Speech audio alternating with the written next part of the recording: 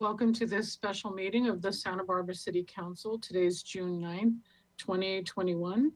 It's our final budget deliberations this evening.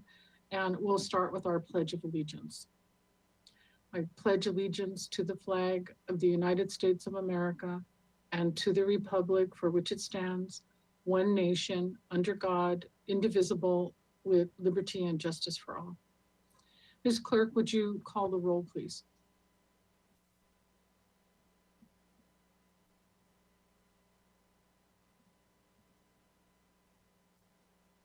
Councilmember Alejandra Gutierrez. Here. Councilmember Harmon.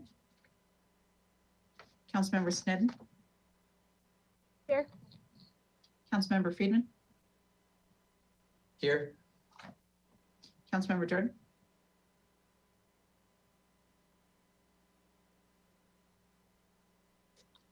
Councilmember Jordan. Mayor Pro Tem Oscar Gutierrez. Present. Mayor Murillo. Here, thank you very much. If you would read this item into the record, please.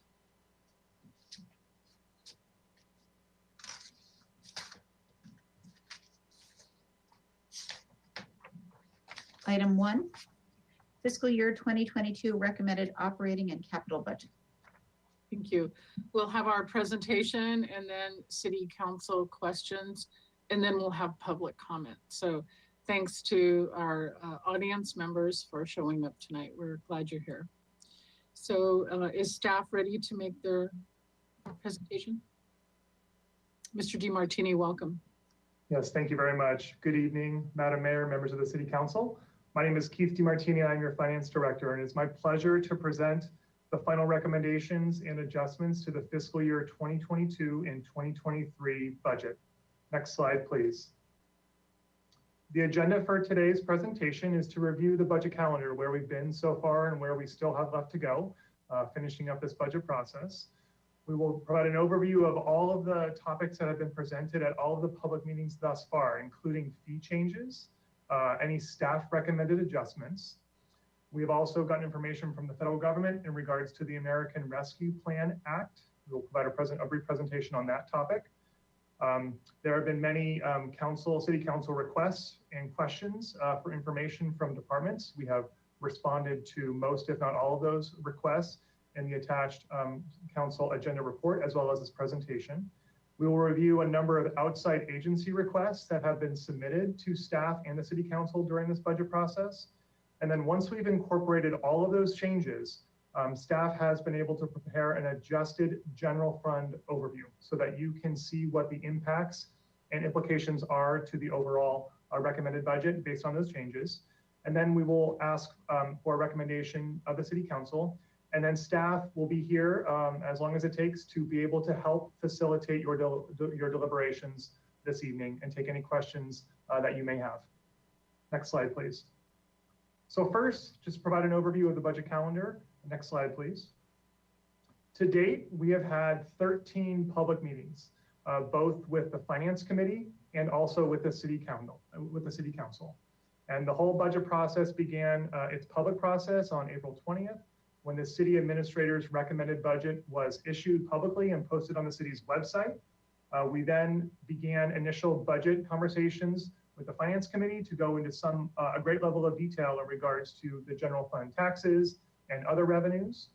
In early May, we began the department-specific presentations with the City Council, kicking it off with the library and the airport. And then we began talking about recommended fee changes to general fund departments in May as well. Next slide, please. In May was a really long process in regards to providing a lot of really great information to the City Council, again, from many of the departments. And what are their priorities? What are the revenue and expenditure implications? And a lot of really good information and conversation and discussion with the City Council. In mid-May, we held a meeting with the Finance Committee to receive outside budget requests from nonprofit and other organizations, and then also hear proposed changes to the enterprise departments as well. Next slide, please. On May 18th, the Finance Committee last met to summarize and review all of the discussion and recommendations provided to the Finance Committee to date. And they have submitted their recommendations to the full City Council, which you will receive this evening. We then continue to have departmental budget presentations throughout mid to late May. Next slide, please. And that led us to where we are this evening. So tonight, staff will provide an overview of all of the Finance Committee's recommendations to the budget before you this evening. Staff is also available to assist with your deliberations this evening so that you will be in a position to provide your final recommendations to staff this evening so that we can then quickly turn around and incorporate that into the budget so that when you receive the adopted budget on June 22nd, you will be in a position to vote on that document. Just before that, next week, the City Council will receive the Proposition 218 hearing on the proposed rate increases for the water enterprise and the solid waste enterprise. You will receive that next week.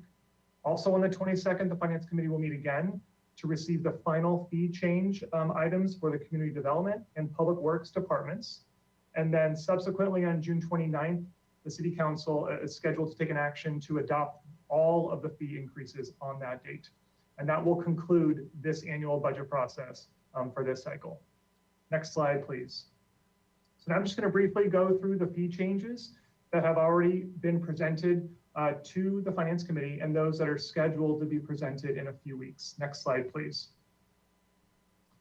So this slide here summarizes the general fund department fee changes that are being proposed in the recommended budget for fiscal year 2022.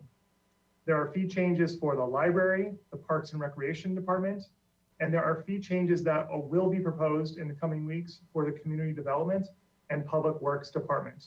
The Finance Committee, as I mentioned earlier, is scheduled to meet on June 22nd, where the Finance Committee will receive a detailed presentation from staff in regards to those two departments. Next slide, please. The Finance Committee also received presentations from staff from the Golf Division of the Parks and Recreation Department, also the Waterfront, and the Water and Wastewater Enterprises. And this slide here summarizes the fee changes that have been proposed in each of those enterprises. It's important to note that the Finance Committee has reviewed all of these fee changes in quite some detail, and that they unanimously recommended approval of all of these changes to the City Council. So that action is before you this evening as well. Next slide, please. The Finance Committee also received a report of a number of staff recommended adjustments. These are adjustments that are more technical in nature as staff continue to review the recommended budget and incorporate additional changes. There are a number of technical types of adjustments that staff have presented to the Finance Committee and that the Finance Committee approved as well. Next slide, please. Those technical adjustments are summarized on this slide. So I'll just walk through this at a fairly high level. There is a detailed attachment to the council agenda report, which goes into a little bit more detail describing each one of these technical adjustments. The major change in the general fund is in regards to the State Street Master Planning Project, where the Community Development Department is able to recognize revenue in fiscal year 2022 for the services that are scheduled to be performed by a project manager and a project planner. Again, this project is funded through the Measure C district sales tax funding source. There are also a few technical adjustments to a few positions in a few departments as well that have been included. And then on non-general fund sources, there are a few technical adjustments, primarily in the Community Development Department, where staff have been able to identify additional funding sources that are not general fund so that staff can utilize those funding sources for additional work. So again, it's a little bit more of a technical adjustment, nothing material or substantial, but those changes have already been incorporated and have been approved by the Finance Committee. Next slide, please. There are a few technical adjustments that staff have summarized here on this slide that have occurred after the Finance Committee took an action to recommend approval of staff recommended adjustments. So I wanted to make sure that those were clear here.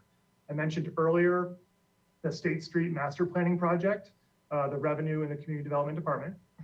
Also in the City Clerk Division, there was a reclass of half of a full-time equivalent position, a records technician, to a full-time deputy city clerk. That conversation occurred during the departmental budget presentations. That has been already incorporated as a staff recommended adjustment in this section of the PowerPoint. And then as mentioned earlier, there are a few other miscellaneous position-related technical adjustments as well. Next slide, please. Staff also, over the past few months, has continued to receive additional information and economic trend indicator information in regards to continuing to refine our revenue projection.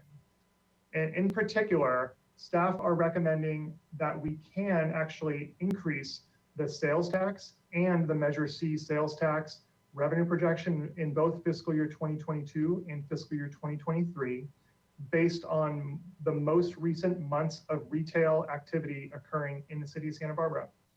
In general, general retail, food product, and online retail activity over the past few months has been strong. And the recent revenue projections that we received suggest that that activity will continue into fiscal year 2022.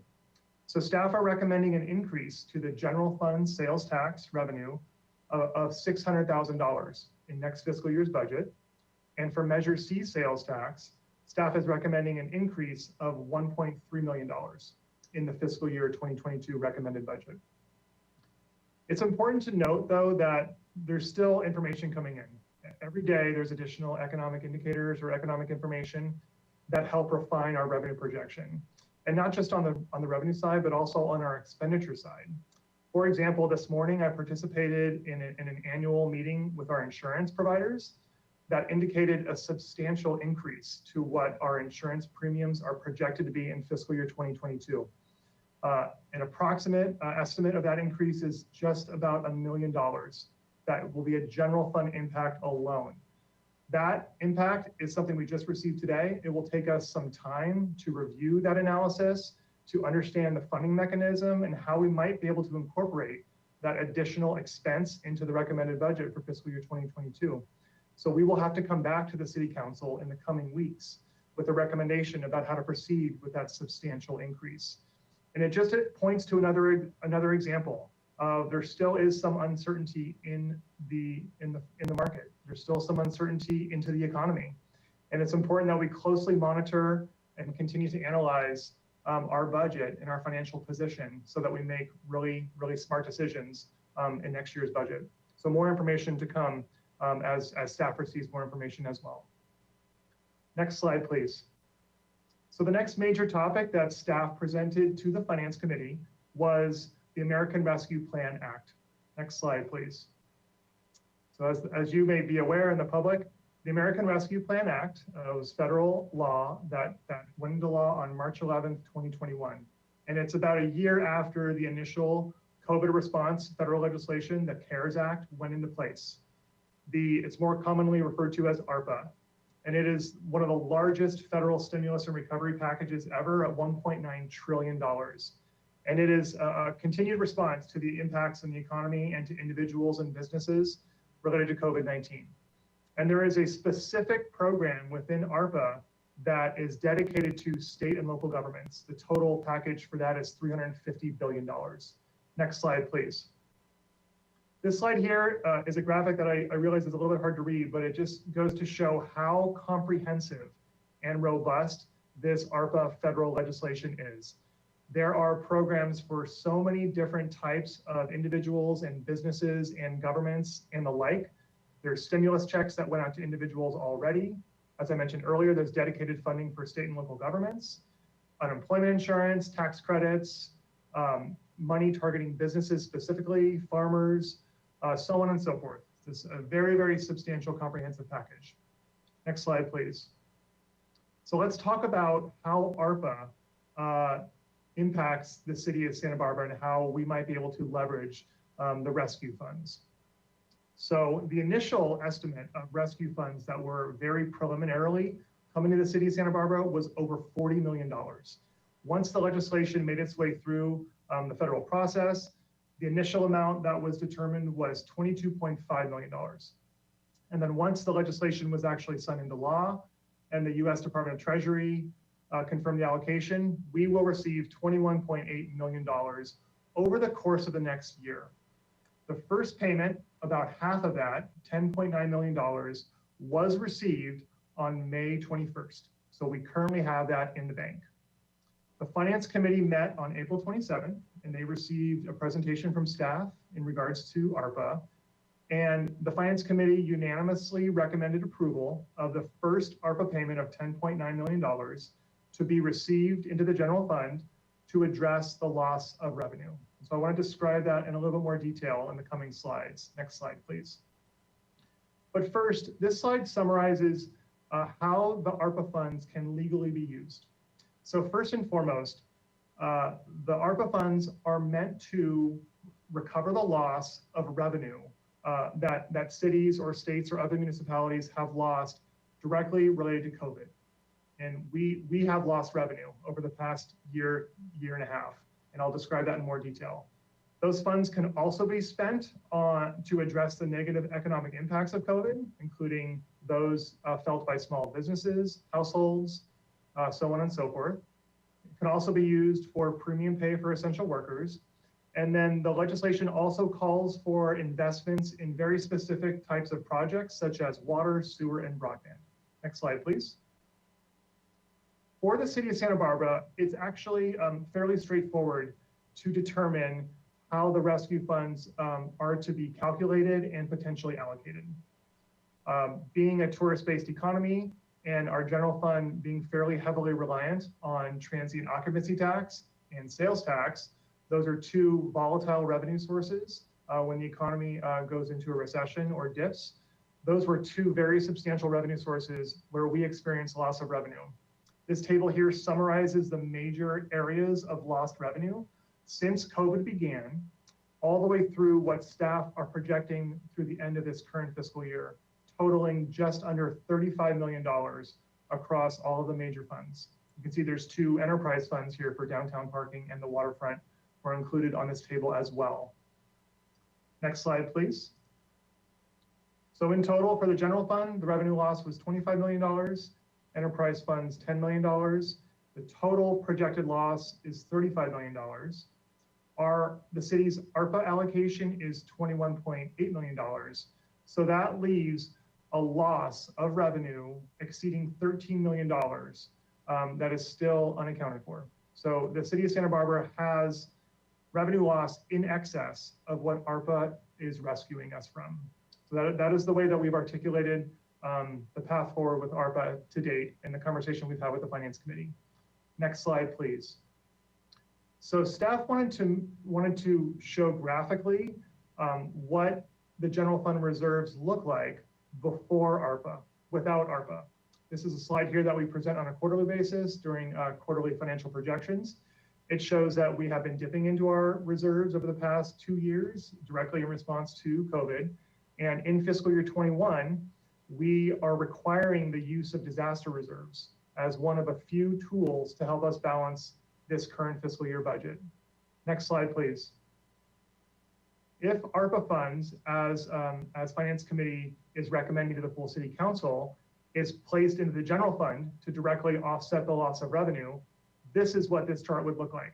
It shows that we would be able to recognize the $10 million in the general fund.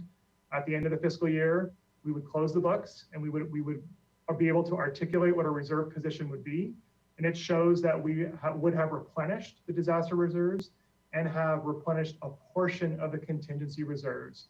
But still, you can see that we are significantly far below the reserve policy target, even with the ARPA funds to date. So that's just information for your consideration in regards to the ARPA recommendation before you this evening. Next slide, please.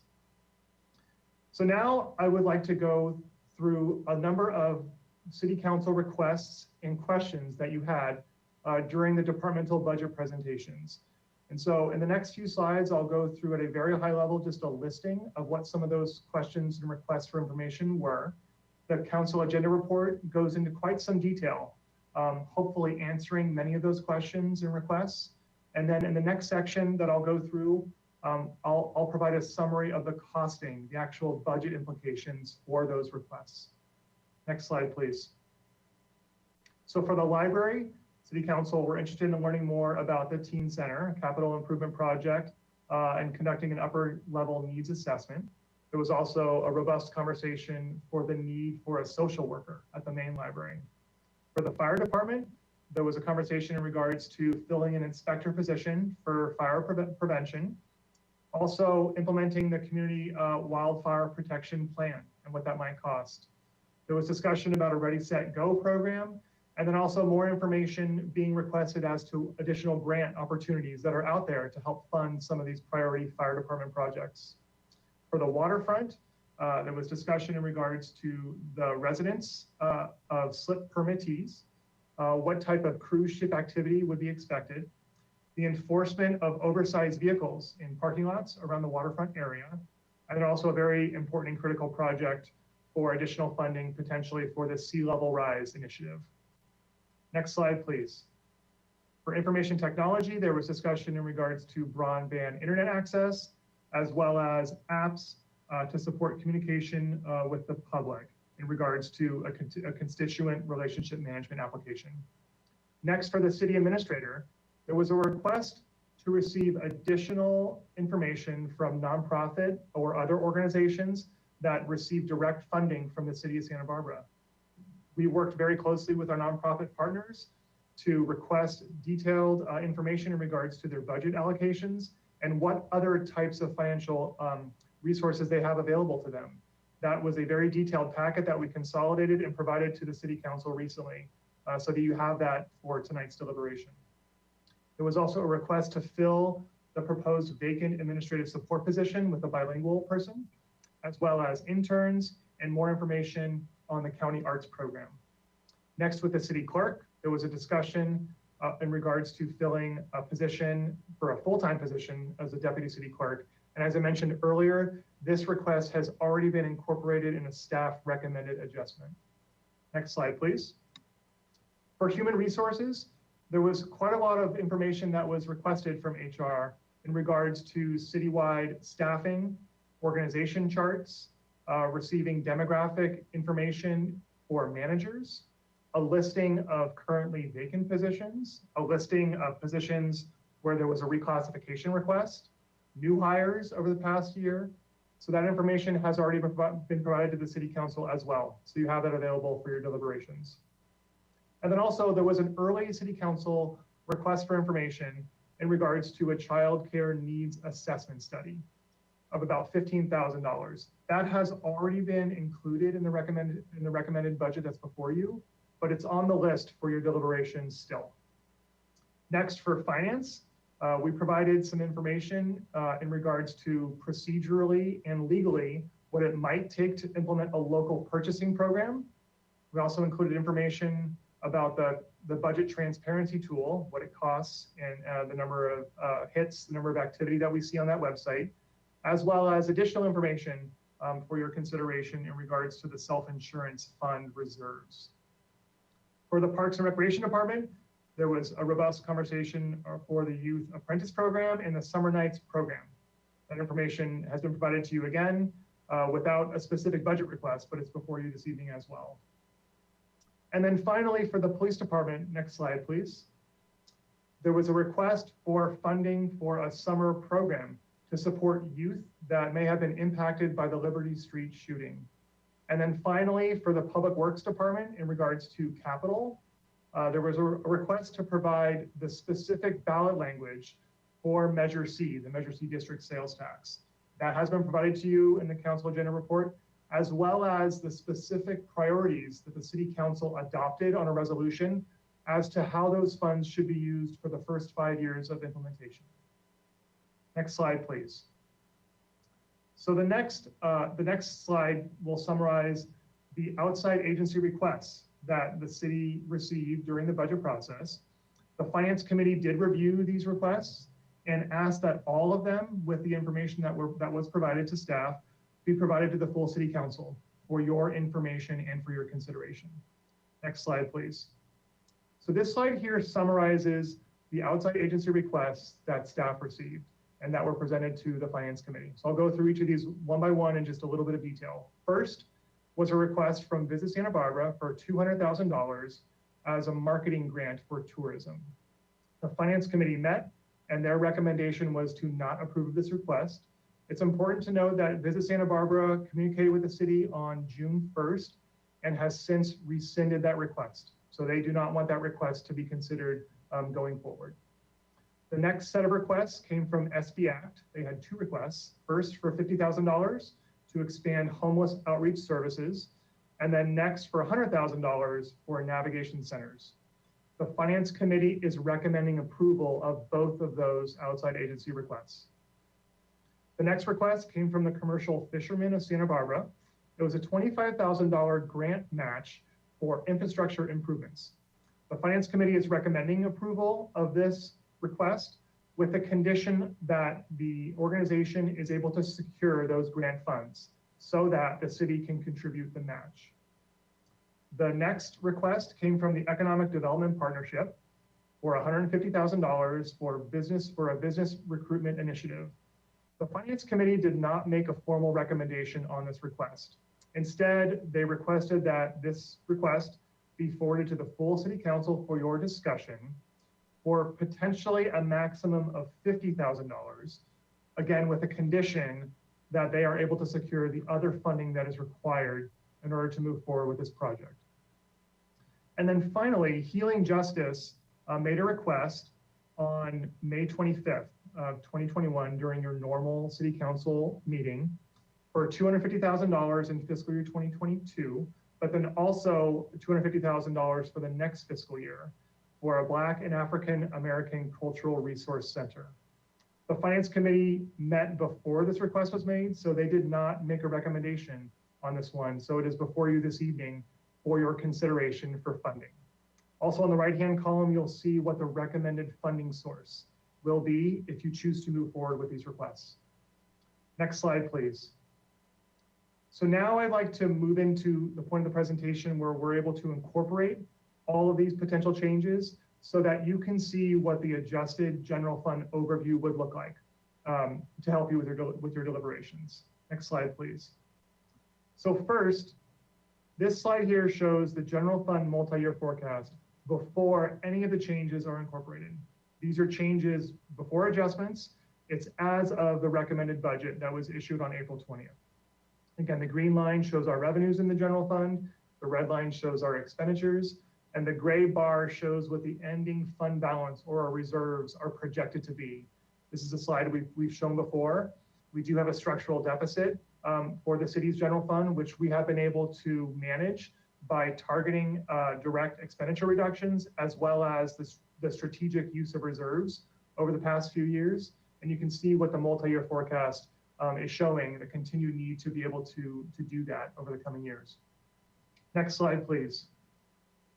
So now I'd like to list what the financial impacts would be if the City Council chooses to move forward with many of the council adjustments and outside agency requests would look like.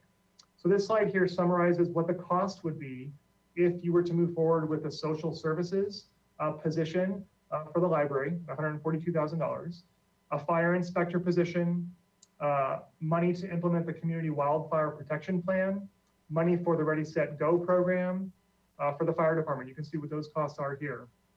And then for the city administrator, if we were to fill the vacant administrative support position, it would cost around $70,000 in fiscal year 2022. Next slide, please. Again, in the city administrator department, the travel budget has already been reduced to achieve some salary savings, but if that was to be reinstated to fund interns, it would come at the cost of around $20,000. In human resources, that's where we have already recorded a budget line for a child care needs assessment at $15,000. Again, that's already included, but again, it's for your consideration this evening and for your deliberation. In finance, the cost reduction to achieve expenditure savings for the budget transparency tool is $11,000. So if we wanted to include that, it would cost 11. In Parks and Recreation, we have two lines here for the Youth Apprentice Program and the Summer Nights Program.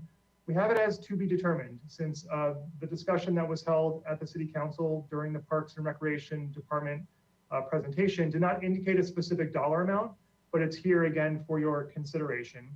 And then finally, the projected cost for a summer youth program in the police department is $5,000.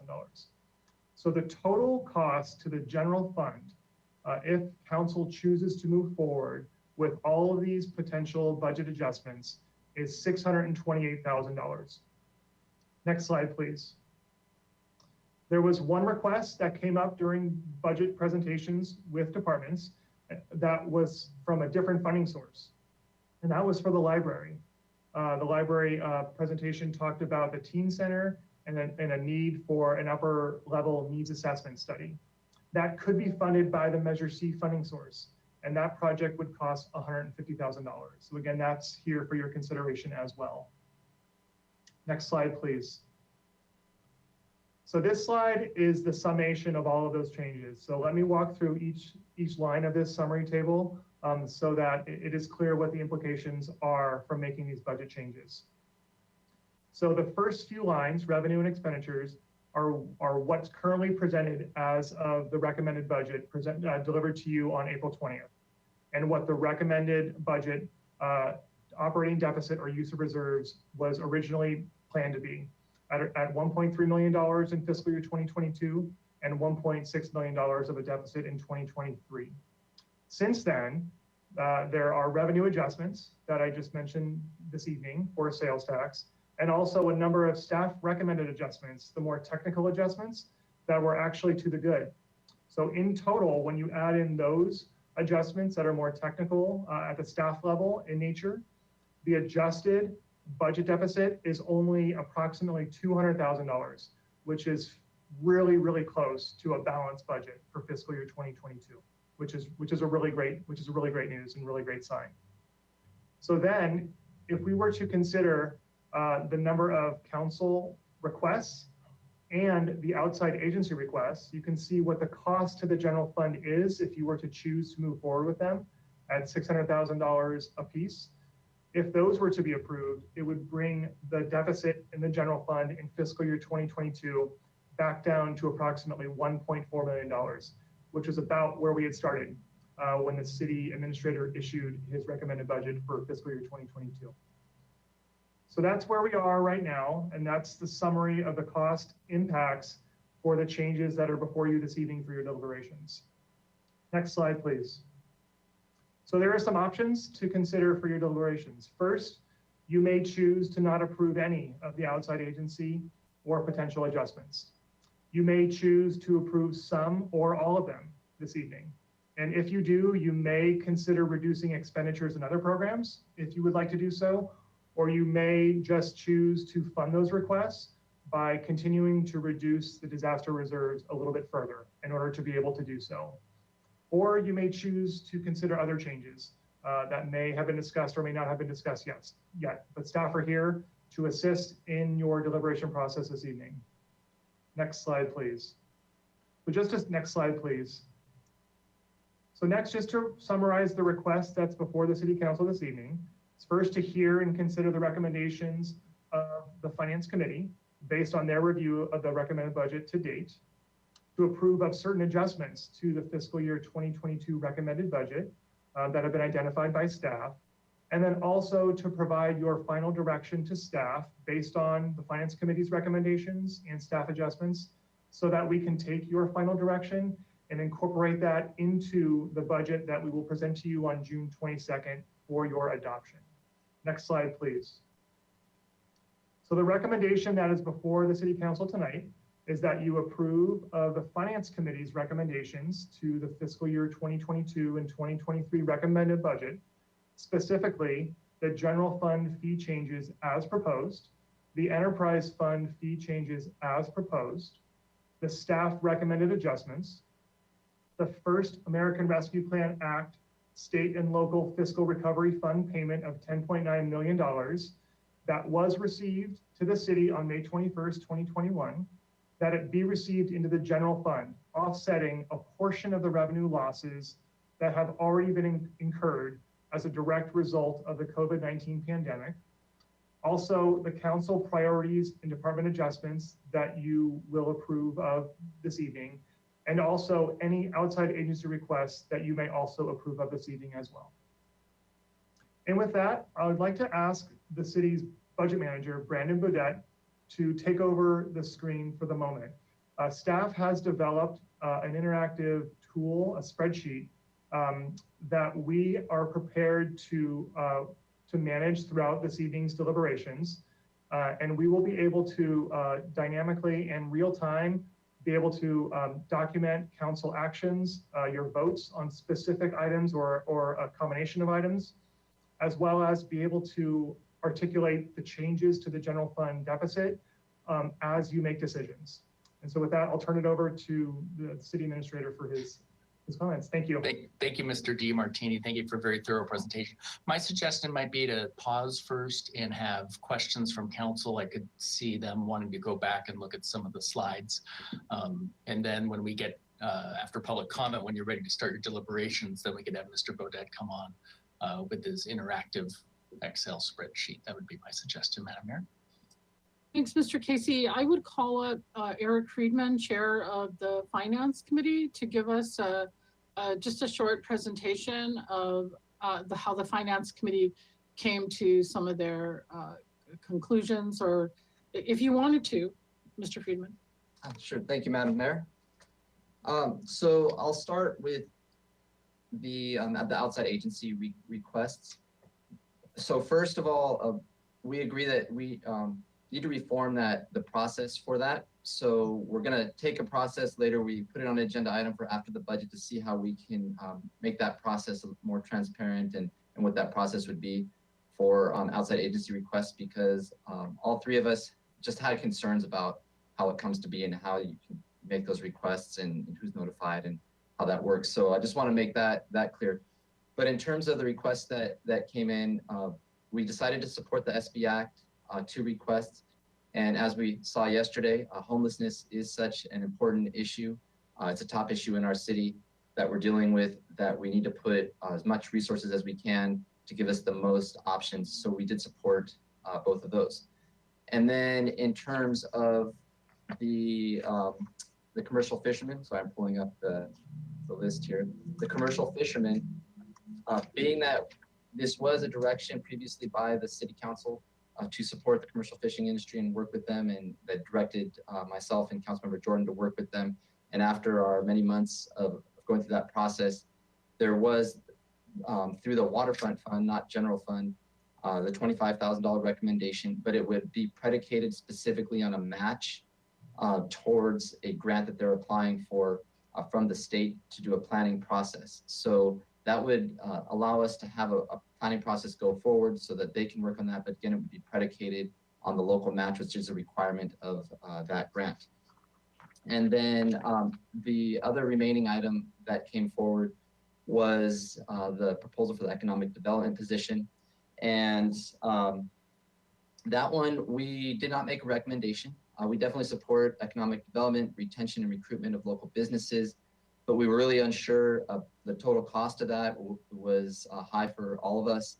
So we did want the full council to consider the request, but really wanted to have the full council have that discussion on that. So, but we didn't feel comfortable going anything over than 50,000. So if the council did want to fund that, we recommend that it would be up to 50,000, but not in excess, and that other partners would come in and fund it. But again, we didn't make a recommendation either to support it or not at that point. And then the last major item was the ARPA funding, and we did have a robust discussion on that. And I'm sure some of my colleagues on the Finance Committee will have the opportunity tonight to present some other information on their thinking process, but we wanted to forward a recommendation to council and again, allow council to have a discussion, because there are some definite trade-offs, and there's definitely some good thought that went into it. So I appreciate both Councilmember Harmon and Councilmember Alejandro Gutierrez input on that. But what we did recommend was to put the entire, for this year, not the second year, we'll deal with that next year, of the approximately $11 million into the general fund. And the reasoning behind that was, as Mr. DeMartini explained, is the general fund reserves. We're now dipping into our emergency reserves, our contingency are gone. And there was a strong concern that we need to be able to have those emergency reserves, be able to respond to the unknowns coming in the future, and any future emergencies that come out of it. And the other item that came up during that discussion was the reserves for the self-insurance fund, which are also low, and those need to be rebuilt over time. And that also comes out of the departments directly, for the most part, from their general fund.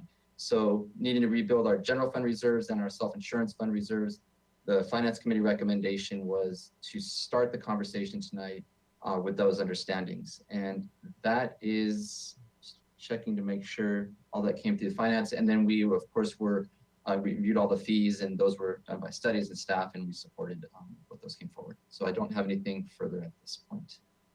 Thanks, Mr. Friedman. Really appreciate that. So let's go to questions from the council. A lot of information here. The council agenda report, very thick, but thick with information that we had asked for. Ms. Sneddon, questions, please. Thank you, Madam Mayor. I'm glad Councilmember Friedman had a chance to explain. That was one of my first questions, was the process for outside agency requests and what the qualifications of those might be. But it sounds like we're going to be developing a more standard process for that at a later time. So we don't really have a process. Is that or what has been the process? Yeah, I guess. we need a process, yeah. And so what was the process this time around? I guess that's my question. Did people submit proposals, or did they just come to finance, or how did this particular year happen? Mr. Casey? Thank you, Madam Mayor and Councilman Sneddon. I'll take a stab at that. We were dealing with a budget deficit of over $8 million. So we did not solicit or encourage any outside agency requests. So what we did get were some people in writing submitted unsolicited requests. And we feel an obligation to put that before the council for your consideration. And so we've done that in years past, last fiscal year, similar approach when we were facing a budget deficit, and the Finance Committee and Council recommended not funding any outside agency requests because they were unsolicited. So get it that there's a little confusion about that. And so Finance Committee has asked that we come up with the process. And so we'll have to evaluate that process and decide if you want to carve money out of the budget to make available just to any outside agency. And then we publish that and do a kind of a request for proposal, depending upon what the fiscal picture is looking like. I will say that SB Act, while technically an outside entity, is essentially an arm of the city right now with regards to homeless services. So I look at that almost as our partner in homeless services, asking for more resources in that regard. I agree with that assessment too. So I'm just trying to get a handle on, so the ones that are before us are ones that were unsolicited, somebody wrote in, and then they were sort of collated and then brought to a single Finance Committee meeting, or was it over several meetings? It was a single, okay. Single, yeah. So Well, then some do of we have, Some of them made the deadline where the Finance Committee could look at them. But what was the deadline though? I wasn't aware there was a deadline. Not a deadline, but they had a meeting where they were scheduled to look at at budget. And so that's where, so whoever had theirs in by that time got evaluated by the Finance Committee. So, and we had been talking about the commercial fishermen for a long time. So they were kind of already in the pipeline. Oh yeah, no, all of these that are on here, that's why I'm just asking about what the process was. I mean, all of these, I agree that SB Act it's sort of like a additional funds from what we already have in partnership with them. And then the commercial fishermen, absolutely, they've been working with us throughout. And then I guess I had the question about the economic development partnership, because I'm actually really supportive of that, but council didn't see a presentation on that, and we don't, is there information on what that proposal was, or how does the rest of council see We see did, that? we did have a presentation on it from Amy Cooper and Keith Higby when it was under the administration of the chamber. But Mr. DeMartini, go ahead. Yes, thank you, Madam Mayor and Councilmember Sneddon. So that the information, all the information that the city staff has received from outside agencies through this process has been consolidated and put into an attachment to your council agenda report this evening. So all of the information that we received, you have available to you. Thank you. I think that's what I was looking for, and I have gone through that packet, and I was not clear whether when the Economic Development Partnership, when they presented, I wasn't clear if that was their time when they were making their ask or not. So that I was just trying to catch up with where we are with the process that has been this year. So that answers that, and then we'll come up with a more formal process if we're in favor of that or not. Okay. And then the other questions I have, I really am grateful that you included the ballot terminology and how it was worded for Measure C. I think that was really helpful. I found that really helpful. I think a lot of people, the public included, have a sort of idea of what Measure C is allocated for, but I think that was, to have that listed out in those bullet points on page 12 and 13 was really helpful. And so I have some follow-up questions just on those.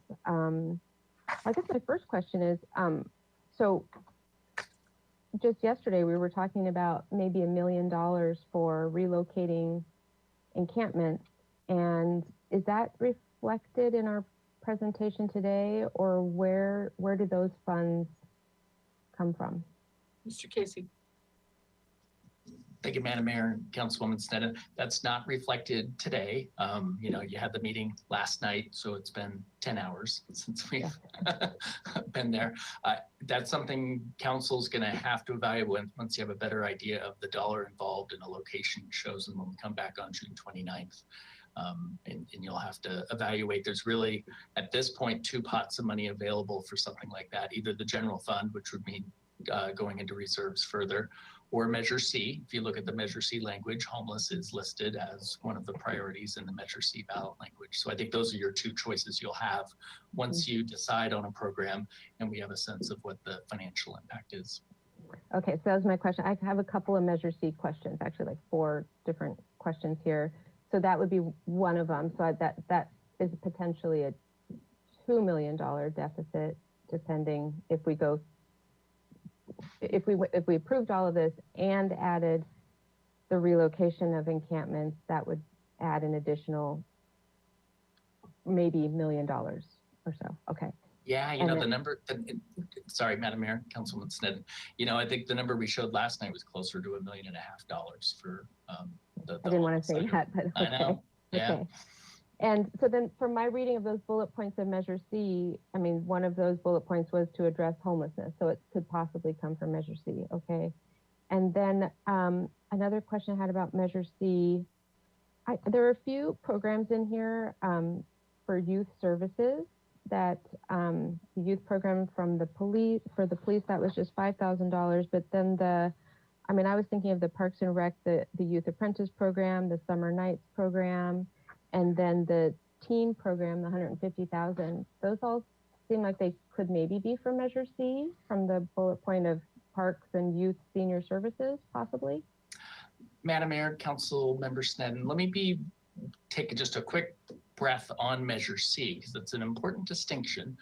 Measure C was passed as a general tax with a 50% vote approval by the people, which means that City Council can use Measure C money on anything that you see as a priority for the city. So legally, you're free to do whatever you want. I think there's a compact with the voters that you stay focused on spending it on the priorities of which the campaign was done and the resolution that council has adopted. So I think that's the balance that you all as council need to make, is to what is the appropriate expenditure, and at the end of the day, it's up to City Council to make that determination about how to use Measure C funding.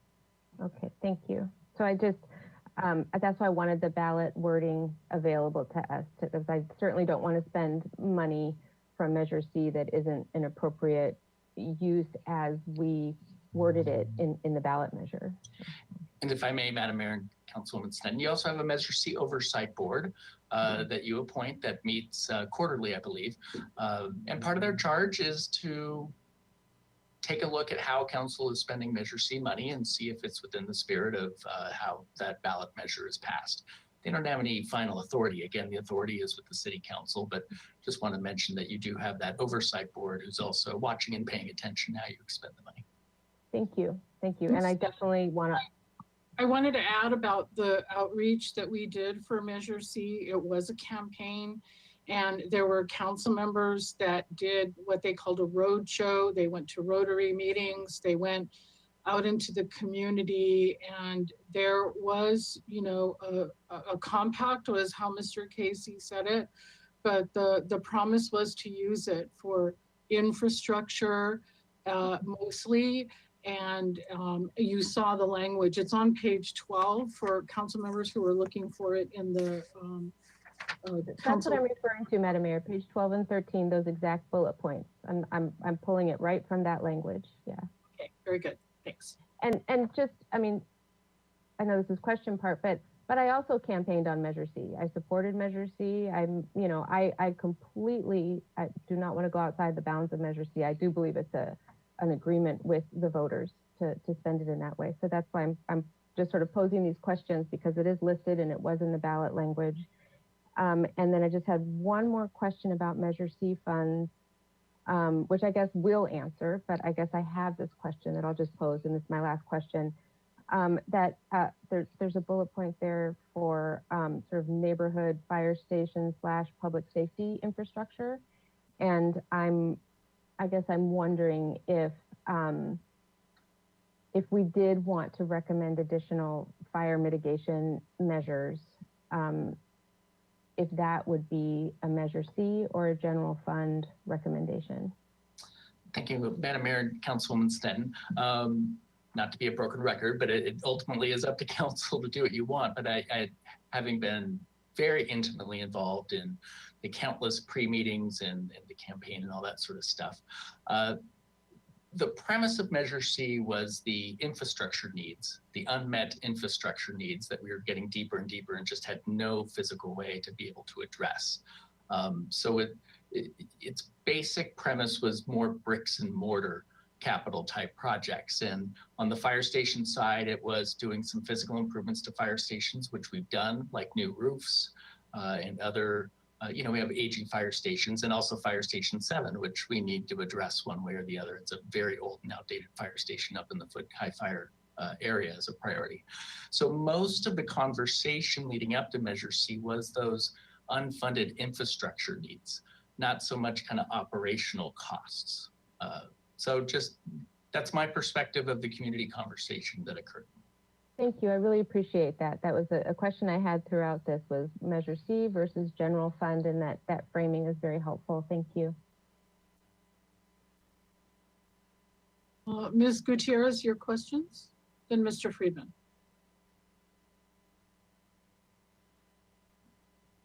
If you're not ready, Mr. Friedman, oh, there you are. Okay. Thank you, Madam Mayor. Mr. DeMartini, I'm a little confused as well. I have a question for you.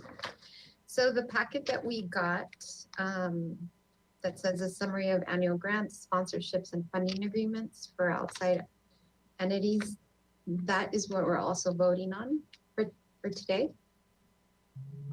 It's this one here.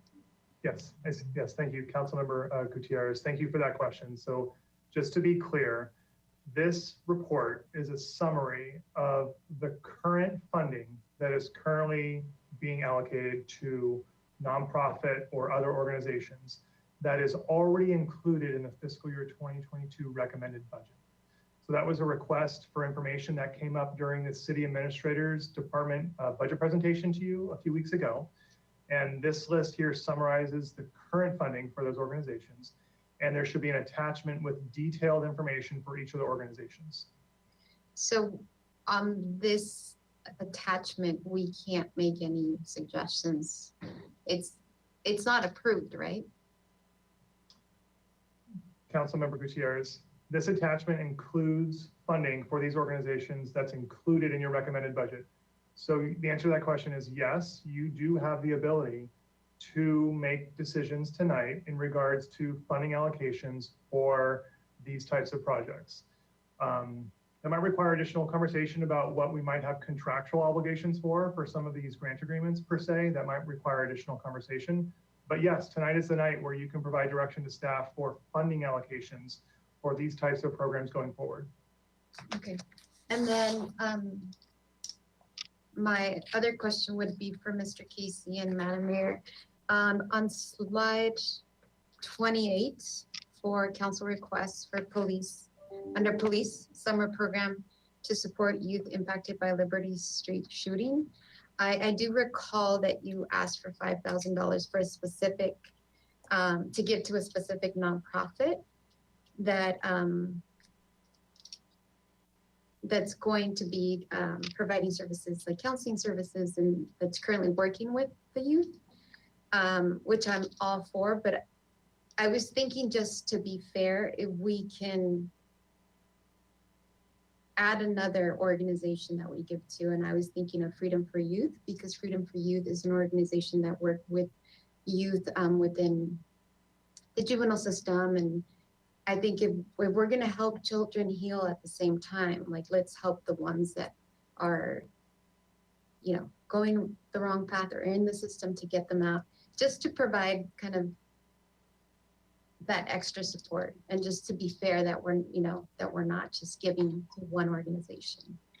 Freedom for Youth applied for a CDBG Human Services grant and did not get it. And I'm not sure if Elizabeth Stotts is on the call tonight. That's not to say that there couldn't be a future, you know, project where they apply for money. This project that's here was presented to the City Council after the arrests were made in Liberty Street, and it's under the Mental Wellness Center, and it's Marcus Lopez and Isis Castaneda. So that's the project that this is, and it would come out of the police budget as part of that sensibility too, that we want some of that police money to go to a social service. So that was the thinking on that. But yeah, Freedom for Youth, I'm familiar with their work, and they did, like I said, they did apply for CDBG. And I have to be very clear, they haven't approached me. I was just thinking about, you know, being fair and bringing another organization to the table that maybe is helping youth on the other opposite side of the spectrum. And then since it's going to come out to the police department's budget, like, why not this organization? I know that this group that you mentioned came to us with the presentation, but they were invited by, I believe, the chief. I'm just saying, just to be fair, because there are other organizations working with the youth, at least in my district, that have been impacted by the Liberty Street shooting and other shootings and other, you know, youth violence. I just want to be fair. And I'm just putting it out there. I'm not saying that it has to, but I just want to share with my colleagues that I think it's, and I understand it's coming from the police department. I just want to throw that option out there as well. That's it. Thank you. Mr. Friedman, questions at this point? Thank you, Madam Mayor. I do have a couple of questions for Mr. DiMartini. First is more just to fill in a little bit of the blank on a couple of the requests. It was the Youth Apprentice and the Summer Nights program in the Parks Department, where the request was TBD. But in the staff report on page 12, there's an approximate estimate on those. Just wanted to make sure that the public was aware. The Summer Nights program is approximately 40,000. We're still refining it, but it's in that ballpark. And then the Youth Apprentice program is approximately 26,000. That's in the staff report. It could go up or down a little bit, but just for a budgeting purposes as we as council look at it. Those are the approximate numbers of those. So the first question I have, Mr. DiMartini, going back to the ARPA, is I mentioned it in the report, but on the shortfall in the self-insurance fund, could you speak to one, the self-insurance fund, how it's funded, and then what the difference is between what the actuarial says it should be and where we are? Yes, Councilmember Freeman, I'd be happy to. Thank you for bringing that up. So the self-insurance fund, first, let me say the city is self-insured. We are a member of a joint powers authority where we obtain necessary insurance coverage for our property that we own as a city, for liability coverage, for workers' compensation, for a number of insurance programs. And the self-insurance fund is called an internal service fund, where it operates based on revenue coming into the fund from all of the departments that it supports, similar to how we fund in our information technology department or how we fund our fleet program, as an example. So it's recognized. So in the police department, for example, they have an operating expense line that represents their contribution into the self-insurance fund. And the self-insurance fund recognizes that as revenue to help pay for our annual premiums that we have to pay for our insurance providers, as well as any claims that we might need to pay as well. So again, the way that the self-insurance fund is funded is through an allocation from departments that truly is an expense to both the general fund and enterprise funds in total. We receive a very detailed actuarial assessment of what a reasonable projection of estimated expenses to our self-insurance fund will be in a given fiscal year, and what amount of reserves we should have at any point in time. And the reason why reserves are important is because there are unknown events that occur throughout any time of the operating year, or there might be a large claim or a judgment that will be passed down to us that we have an obligation to pay. And so it's important that we have those reserves on hand in order to cover those types of expenses. The most recent actuarial report that we received indicated that we should have approximately, I think it's $12 million, maybe a little bit more, of reserves in the self-insurance fund. And by the end of this current fiscal year, we are projecting that we will have less than, I think it's $3 million in the self-insurance fund. That is a substantial gap from the amount of reserves that we should have and the amount of reserves that we actually do. And we have a continual challenge in order to allocate funds from the general fund and enterprise funds into the self-insurance fund because we know that we don't have excess reserves in the general fund or the enterprise funds at this time. So we have this challenge ahead of us to be able to prioritize funding, continual funding in our self-insurance fund to make sure that we have adequate insurance coverage and that we are able to pay claims and judgments that come down. That is our continual challenge here. And so we're basically it's about 9 million underfunded there, and we have this large funding gap because of the use of our general fund reserves where we're going into our emergency. And if we did have a large claim and we couldn't cover it in the self-insurance fund, and the general fund reserves, whether they're the contingency or the emergency, become the backup. Is that correct? Councilmember Freeman, that is correct. And I guess I would say it would depend on the type of claim. During the Q3 report, we did that very thing. We had to transfer approximately $6 million out of the general fund into the self-insurance fund to pay for two rather large settlements and judgments that were directly the result of a general fund operating type of expense. So it was appropriate for the general fund to pay for that type of expense. A future claim may come from a different funding source, but the general fund definitely is one of those funds that we would look to be able to ensure that we can pay those claims and judgments going forward. Thank you for that. And I just wanted you to walk through that because that was an important part of the discussion from the Finance Committee on the recommendation we made on the ARPA funds. The last question I have is when you got to the deficit that we had and kind of winnowing it down to actually about 200,000 actually in the positive, not taking into account anything we might do tonight. But that balance was achieved as, I just want to be sure I understand this correctly in the public, that it was achieved, a lot of it through holding vacant positions, which is a reduction in service levels. And then also predicated on no salary increases beyond those for staff, beyond those which are already programmed in. But we do have, if we decide that there are some labor groups, that would also impact that number as well if we go into labor negotiations with some groups on the budget deficit. And then you mentioned that it doesn't account for the 1 million today that you talked about, and then also the approximately 1.5 million for the encampment program. I just want to be sure all those are out there that could affect that number. Yes, Councilmember Freeman, you are 100% correct. So just to summarize, the recommended budget for fiscal year 2022 includes over $6 million of expenditure reduction savings across all of the general fund departments. And the most significant way in which departments are achieving savings is through holding positions vacant. So it is continuing to reduce our service levels to be able to achieve savings to help us balance the budget. Over 20 positions are proposed to remain vacant in the recommended budget for fiscal year 2022.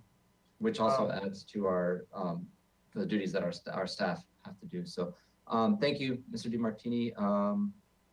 And one just last comment on the Measure C issue. I just wanted to point out that on page 13, it's very important when we have the discussion on Measure C and what we might want to use it for later today. Page 13 of the staff report, there was the 2018 resolution that the council passed that really prioritizes it. And as a discussion earlier mentioned, that it was passed as infrastructure primarily, and those are usually one-time capital investments.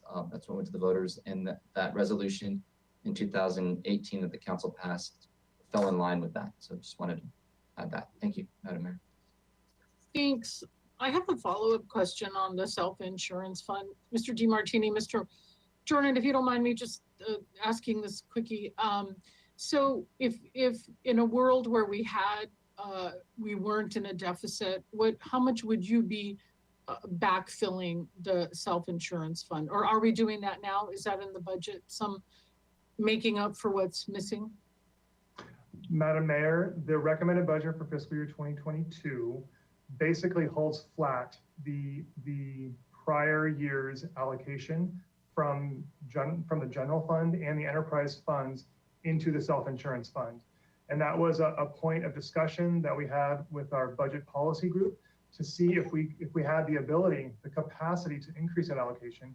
And it was determined that we wouldn't be able to do that given all of the other pressures and priorities and pressures, particularly facing the general fund. So if we were to gain some ground and to sort of replenish over a number of years what we would need to do, we would need to substantially increase the annual allocation into the self-insurance fund. You don't have a number on the top of your head, though. Madam Mayor, I'm not prepared to give you a specific Okay. number. At your request, I would be happy to go and do an analysis fairly quickly that would propose a recommended annual increase. I would be happy to do so. Fine. I don't want to create a lot of work for you. I know how important that fund is. So that's why I'm asking. Mr. Jordan, your questions, please. Thanks. I just have one, and that was, and I think everybody knows the answer, but I just want to make sure everybody knows the answer. And that is, Mr. Casey, I think you'll just take this softball. But any discussions we're having on labor agreements right now also that aren't already adopted by the council, those would also further erode the numbers we see and have to come out of the reserves. Would that be correct? Correct. Thank you. That's it, Madam Mayor. Thank you. Thanks. I have other questions unless someone else from the council has questions. Mr. Gutierrez, go ahead, please. Thank you, Madam Mayor. And thank you for staff for their presentation and all the hard work they've been putting in during this trying time on such a serious issue. I'm a little confused about the packet here, and it's really well organized, thank you. But going through some of these forms, I was under the impression that we were asking these organizations and projects to show us how they spent the money that we've been giving them. But some of these show just proposed budgets from either last year or this year.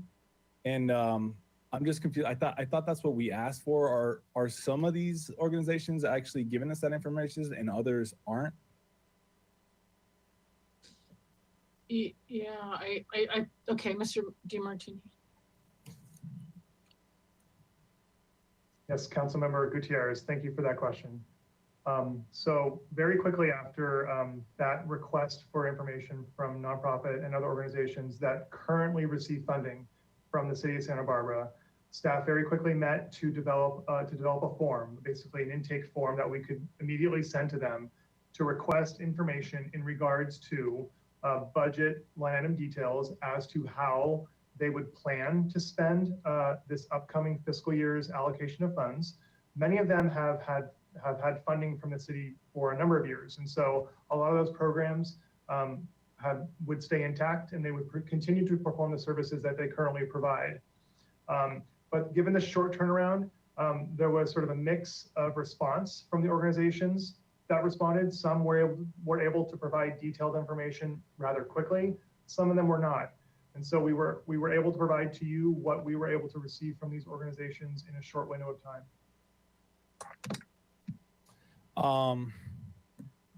Okay. I just thought it was, considering the situation we're in, we were going to ask them for details on how they're spending the funding that we're allotting them, because it seems that some of these organizations and projects weren't being fully utilized during the pandemic for multiple reasons.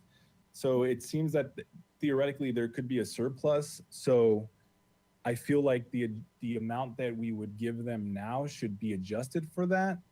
But maybe that's just me. Are these organizations or these projects, do they submit an end of year like budget report to the city to show us at any point how the funding was spent? And I don't think they have been doing that, Mr. Gutierrez. That's why we asked at this point, being in this difficult budget year, we needed to see how they were spending the money. So my information is this is the first time we have asked for an accounting. Okay. I think it's a good idea to continue it going forward, if that's what you're saying. I mean, I feel like this is a little incomplete, like I kind of need more details, but that's just me. I'd love to hear from my colleagues about how they feel about that notion. Thanks. Another question, Ms. Gutierrez? Yes, can I bring back Mr. DiMartini? So I feel the same way like my colleague, Councilmember Oscar Gutierrez. I actually have recommendations for two of the organizations that I would like to either we go back to finance and kind of like the finance committee reviews it a little bit more, or is this the moment where I can explain why I would like for two of those organizations to have reduction of what they're requesting? Can you please guide me on this? I'm new. Sure. Councilmember Gutierrez, this is the time. You can go ahead and direct staff to change the existing allocation for any of these nonprofit organization grants and provide that direction to staff. And then we will go ahead and work with them and do our best to reduce those allocations accordingly. Okay. I would add that the 7 of us would take a vote on that, Ms. Gutierrez. Yeah, I'm aware. So if you're suggesting, then you need to let us know which organizations and how much money, and then we'll turn that into a motion, see where it goes. That's exactly what I'm gonna do. First of all, I want to thank the city staff for doing this report. It's I have a lot of questions, but I mean, thank you so much for doing this last minute. it's been very, very helpful. So I want to thank staff. So on the two organizations that I do want to give funding to, but I don't want to give the full amount. And the reason is, so the organization number 7 and number 9, which number 7 is TVSB operations and number 9 is Visit Santa Barbara. So for TVSB operations, I don't want to give them the full amount of $297,345. I would like to deduct $100,000 because if you review their the information that they've submitted, they have actually got money from the loans from during like a federal loan, state relief funds. The They got relief. about 55, and well, during COVID last year, I'm I don't think they did a lot more than. I mean, everybody was restrained. I also think that for marketing purposes, for Visit Santa Barbara, I believe they too, I looked into, they got some state and federal money as well. Yeah, 590. So I would like to reduce for Visit Santa Barbara, 300,000 and just, yeah, 300,000, and for TVSB, 100,000. Did you say 300,000 for Visit Santa Barbara or 200? Sorry. 3. Okay. Let's ask Mr. Casey at this point, what happens when we have relationships with these organizations over the years? I'm sure TVSB and Visit Santa Barbara were not expecting this at this point. So would we set up a meeting with them? I mean, we'll take our vote. We'll see, what the outcome is, but what would be your suggestion for having conversations with groups that we, or at least one council member so far is saying to reduce their allocation? Thank you, Madam Mayor and council members. When you get to deliberations after public comment, I think that's the appropriate time to give direction and take motions and see about doing that. It's up to council. You're balancing a tough budget, and so you can consider just doing it tonight. I think there is a sense of courtesy, though, of people that you have longstanding relations with about maybe setting up just a short process about it. Councilwoman Gutierrez, Alejandra Gutierrez mentioned about maybe sending it to Finance Committee and then have it come back to council. That could be an option for you as well. So it's really whatever process the council's comfortable with, if there's a majority interest in moving forward and doing so. Sorry, my last question, and it's from Mr. DeMartini. For Visit Santa Barbara, could you tell me how much of the T-bid they get a year? How much money does that organization get? Councilwoman Gutierrez, I do not have that number off the top of my head. I'll ask if the budget manager, Mr. Burdett, he might have that if he can come up. If he does, if not, we would have to get that for you. I'm so sorry. No worries. Thank you. That's it, Madam Mayor. Thank you. Mr. Gutierrez, go ahead. Questions? Thank you, Madam Mayor. I just have to state that as a former employee of TVSB, I will have to recuse myself from any discussion involving my relationship with them and the city and its funding. So I just want to make sure that that's on the record. We appreciate that. Thank you. I have a question for the fire chief, Chief Nails, if you would come forward. It is about the items that are on here. The inspector position, implementation of community wildfire protection plan.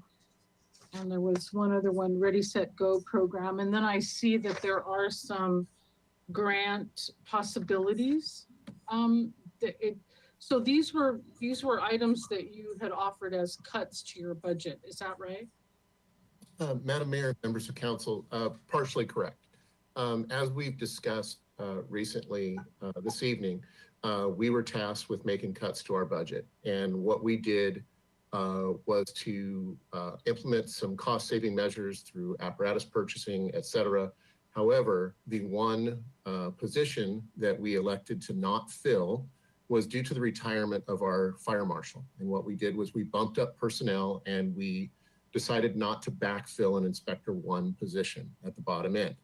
However, it is creating additional workload, as Councilmember Friedman articulated, that it creates additional workload. And really effectively, I only have 3 fire investigators now that would be covering the entire next year on call. So they'd basically be rotating, if you think of it, every 3rd night. So that's the personnel that's the challenge as far as working in an environment with less personnel.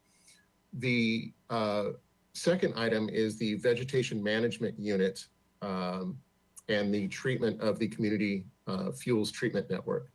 We were asking for an additional $100,000 for that because, as you know, we passed the community wildfire protection plan, but we don't have a funding mechanism to be able to get in and work in those areas and begin working with the vegetation management units.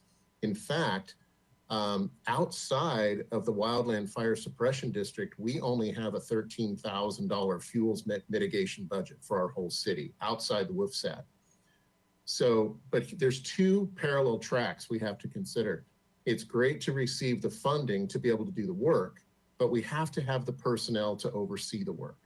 So we can't just turn a contract crew over into a vegetation management unit and say, take off working. We have to have really strict employee oversight to make sure that the environmental concerns, the biological concerns are taken into account. So that's why we packaged that second request, the work in the vegetation management unit and adding a defensible space inspector into our requested budget. And then the third, as you mentioned, was a request for $10,000 to update our Ready, Set, Go program. It's over 10 years old. And in fact, I looked at it earlier today, and the fire chief who wrote the cover letter for the Ready, Set, Go program was 4 fire chiefs ago. So we really need to implement that program, or should I say update the program, so that we're able to increase our focus on community groups, including social media, Spanish language, implementation, et cetera. So that's just a quick overview of our asks. And it really came as a result of our budget discussion, which was focused on our fire prevention staff, and did we have enough staff, and did we have what we needed to accomplish our tasks?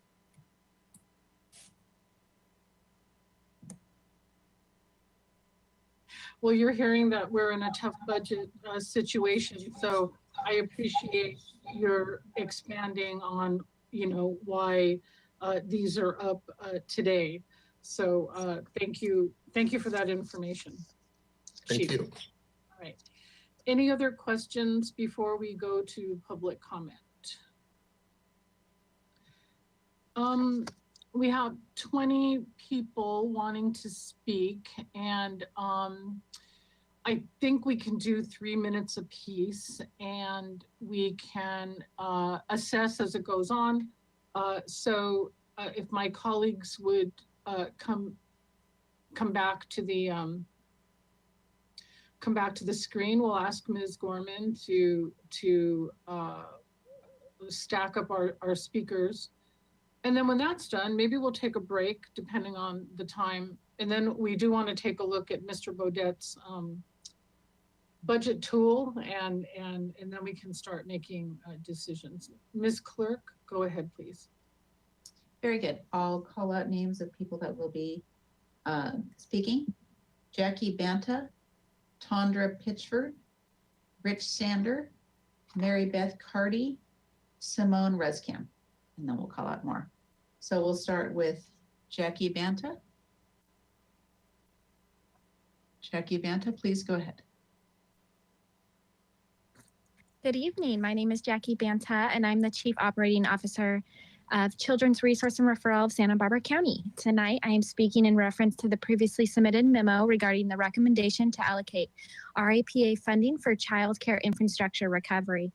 I am here on behalf of Santa Barbara County's Emergency Child Care Initiative, which is a collaboration of local foundations and child care supporting agencies that pivoted their work and mobilized efforts in response to the stay-at-home orders to ensure child care was available for essential workforce.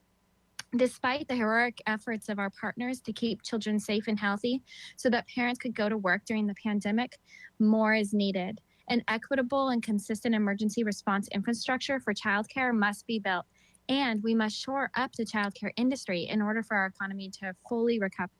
The Board of Supervisors expressed interest in investing in childcare infrastructure. However, they made it clear that they are more likely to invest if the cities are also willing to invest in whatever they're able to. We ask that you consider some level of contribution from your ARPA funds to this countywide recovery plan. There are some state and federal funds promised for childcare. However, the details are still being worked out. But what we do know is that the infrastructure aspect of this proposal will not be funded by any other sources, and the anticipated levels of financial support to private childcare businesses will not be enough to allow them to fully recover. The Board of Supervisors asked us to provide a learning session on childcare funding and local needs once the state and federal funding sources are finalized.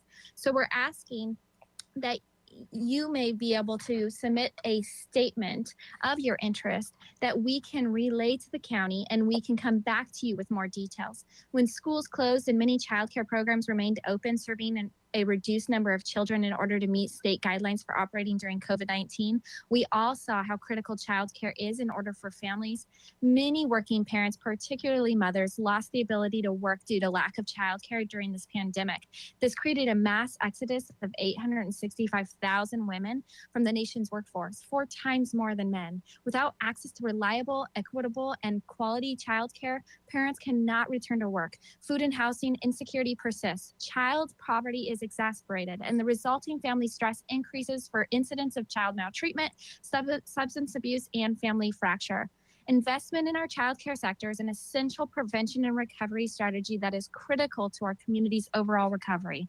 We ask that you make a commitment to support childcare infrastructure as an essential component to our local economy's ability to recover. Thank you so much for your time. Thank you. Speaker. Our next speaker is Tondra Pitchford. Tondra Pitchford, please go ahead. Good evening. I'm Tondra Pitchford. I am the coordinator of the Child Care Planning Council of Santa Barbara County. I am speaking in reference to the same ARPA funding that Jackie Banta was previously presenting. All of these areas you are proposing tonight are important, and adequate childcare supports all of these areas. COVID-19 exacerbated the pre-existing shortage of needed childcare, which cripples parents' ability to work and impedes our local economic recovery. Prior to the pandemic, there were more than 2 children ages 0 to 5 needing childcare for every single space, and almost 6 infant toddlers needing care for every space. These spaces include state-funded, Head Start, private, faith-based, and family childcare. During the pandemic, many childcare workers remained open despite many schools being closed, and served limited number of children due to health and safety guidance. These providers put their lives on the line to keep the economy afloat despite suffering loss of revenue, incurring costs for cleaning supplies, PPE, and extra staffing, and having to constantly pivot according to the health and safety guidance. Many of these programs have been operating at a deficit each month.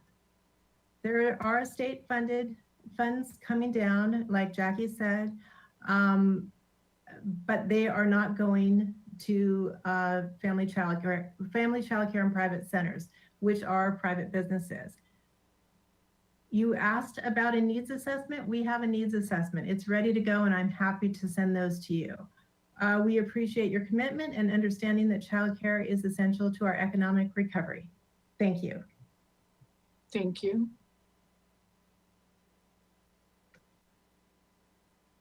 Next speaker is Rich Sander. Rich Sander, please go ahead.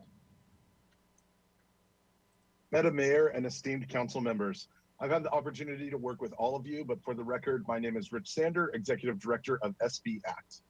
First, we want to thank you for prioritizing solutions last night that we know are effective and incorporate the expertise and knowledge of our nonprofit service providers, collaborative partners, and those who've lived the experience of homelessness. We are also pleased that you are aligning resources when they are available to the short-term and long-term goals of the strategic plan to reduce homelessness and its impacts in the city of Santa Barbara. We know this is the only way that we can be successful in achieving those goals over the next 3 years. Thank you. To that end, we are asking for your continued support of the Act on Homelessness Collaborative and our evolving role to work in partnership with you and many diverse organizations and constituents in SB that are committed to creating solutions that are mutually beneficial and have measurable and visible results. Mayor Murillo and Mayor Pro Tem Gutierrez have co-chaired our steering committee, and council members Jordan, Harmon, Gutierrez, Snedden, and Freeman have all participated in our regional action plans and working groups that are facilitating open and honest discussion about concerns from residents and business owners, barriers to efficient and effective delivery of services, as well as creating solutions that can be deployed in a timely and cost-effective manner. This work is simply too important to not continue the momentum we have built over the past years. We know that in the months and years ahead that we will see an increase in people experiencing homelessness due to the economic impacts of COVID-19. We have many families that have been able to make it work over the past year because of stimulus payments and other assistance. But when that comes to an end, we need to be prepared to support them in other ways. We are building the neighborhood navigation centers to address this current and emerging need. This model has been formalized at Alameda Park by facilitating MOUs with key service providers that enable us to collect and share data, connect to outreach and case management through CityNet, facilitate shelter referrals to the rescue mission, and provide much needed healthcare, mental health support, hygiene, food, and pet care. We continue to be so grateful for all the support we've received from partnership with you, as well as our partner organizations in this effort, including Doctors Without Walls, Santa Barbara Street Medicine, Showers of Blessing, Westmont College, faith-based organizations, Visit Santa Barbara Hotel Group, Santa Barbara Zoo, as well as philanthropic organizations such as the Natalie Orfalea Foundation. As in all of our funding requests, we are committed to matching public contribution with private dollars. On that note, we're excited to have our philanthropic partner, Mary Beth Carty from the Natalie Orfalea Foundation, who is here tonight to express their partnership to move the Neighborhood Navigation Center model forward. Thank you for your time. Thank you, Mr. Sander.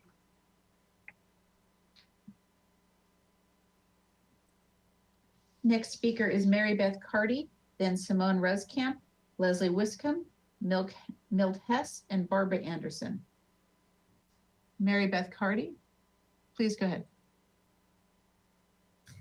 Good evening, Madam Mayor and council members. I'm Mary Beth Carty, Executive Director of the Natalie Orfalea Foundation.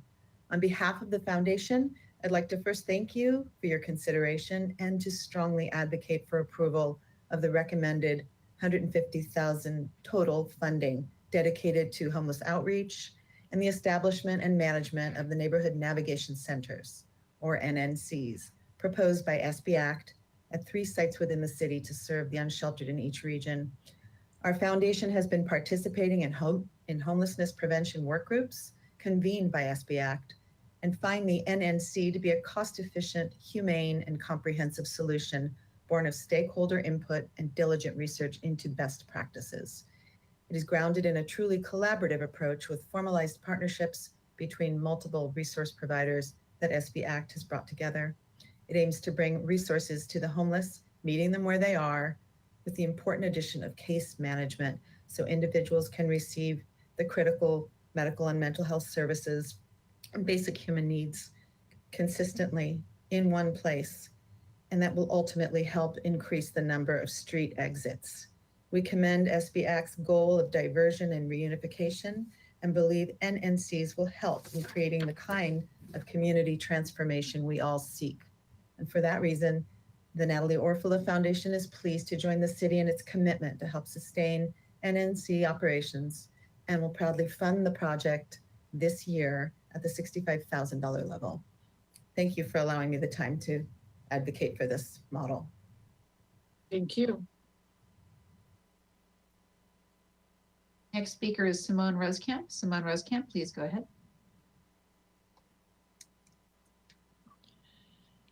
Hi, members of City Council. I really just wanted to stress today how disappointing it's been in this moment, along with so many of you as one of the founders of Healing Justice, to really just see the dishonesty. So many members of our community were especially led to believe that Measure C could only be spent on money for a police station. And then today we have come to learn that it could have been used on all of these different projects for community centers, including the Black and African American Resource Center, right? So you all have just refused to be creative. It's also incredibly disappointing to see the way members of City Council shamed Healing Justice, both in public and in private, for not following proper process, to then learn today that there was no process for requesting money, that you all have not requested business plans and reports from people. What really has been the process this entire time has been anti-Blackness, because you have required us to jump through all of these hoops. You have met with us publicly and privately and shamed us, while not requiring any of that from White folks, while giving away hundreds of thousands of dollars. It is so disappointing to hear that you are ready to give more money to agencies who are still not being transparent to spend money. It's disappointing to hear that you're trying to save reserves because your own employees, including the city administrator, have exposed you all to lawsuits. It's much cheaper to support a Black and African American Cultural Resource Center than it is to pay lawsuits because people in the city are protecting people who have been harassing women. Where are your priorities? Are you proud of yourselves as you finish your days and your jobs? How can you be so committed to preventing access from Black community members, the same people that you publicly say each city council member, each city council meeting that you support? It's just dishonest. The public needs to know that we were pressured to accept sites for a cultural resource center that were offices that were not accessible to people with disabilities, when this entire time you could have used Measure C money to take a building that you had and made it accessible. You have refused to vision. Furthermore, you're continuing to use a platform that is not accessible to people with disabilities, including that, when again, you've had Measure C money to build out infrastructure that would include making things accessible to people with disabilities. You just refuse to do so. It's unacceptable. It's simply unacceptable. I ask you to do more. The price of the center is the cost of just one officer in the police department. People who you know have been over-policing Black and brown students based on their own data. Please do better. Next speaker, please. Next speaker is Leslie Wiscombe. Leslie Wiscombe, please go ahead. Good evening, Madam Mayor and City Council members. I hope you can hear me. Yes. I'm speaking on the outside agency request summary.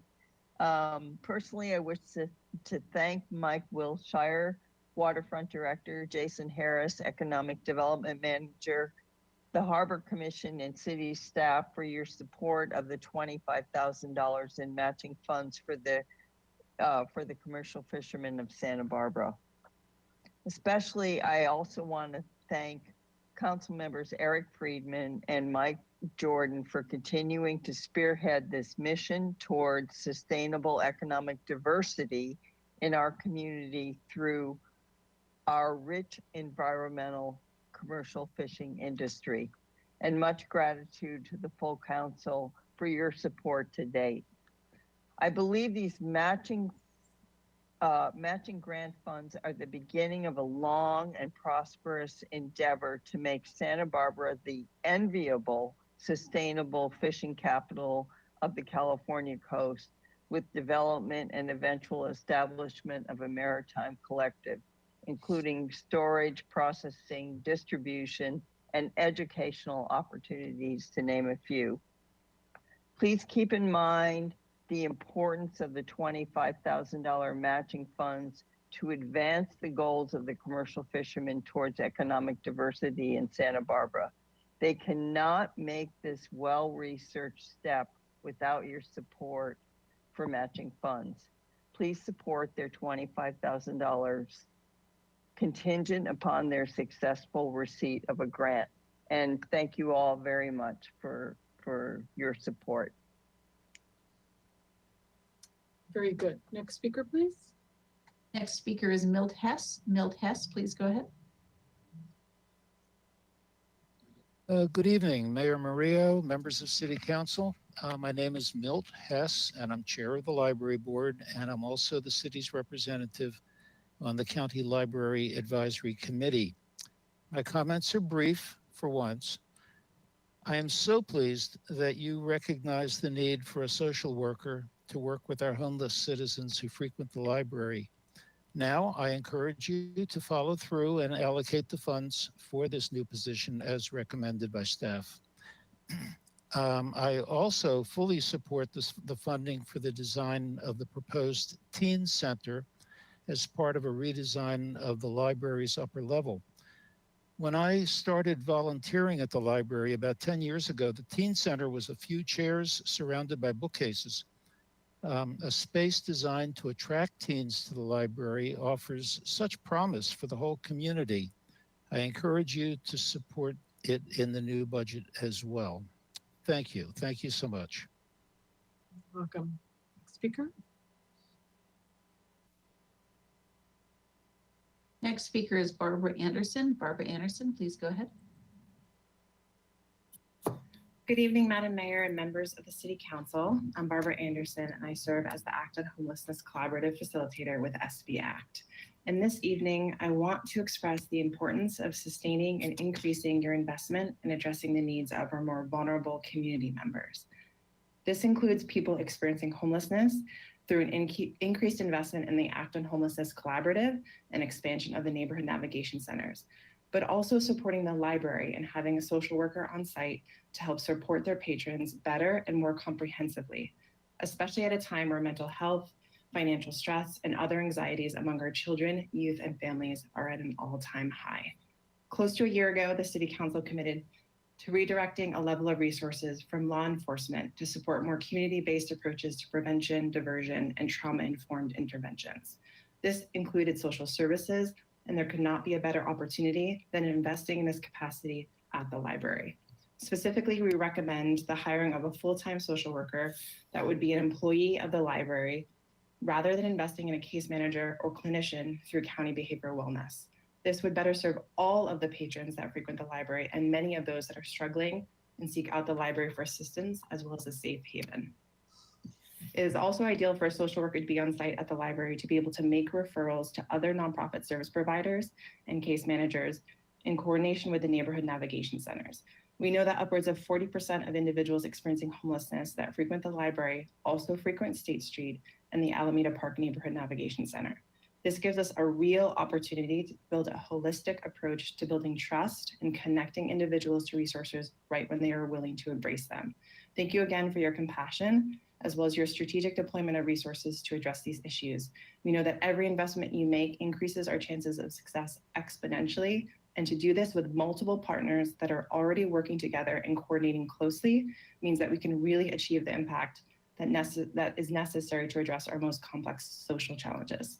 Thank you. Thanks. Next speaker. Our next speaker is Kathy Janega Dykes, followed by Eileen Monahan, Chelsea Lancaster, Mariah Jones, Tila Blacklaw, Ann Howard, Kim Paskowitz, and Keith Higbee. Kathy Janega Dykes, please go ahead.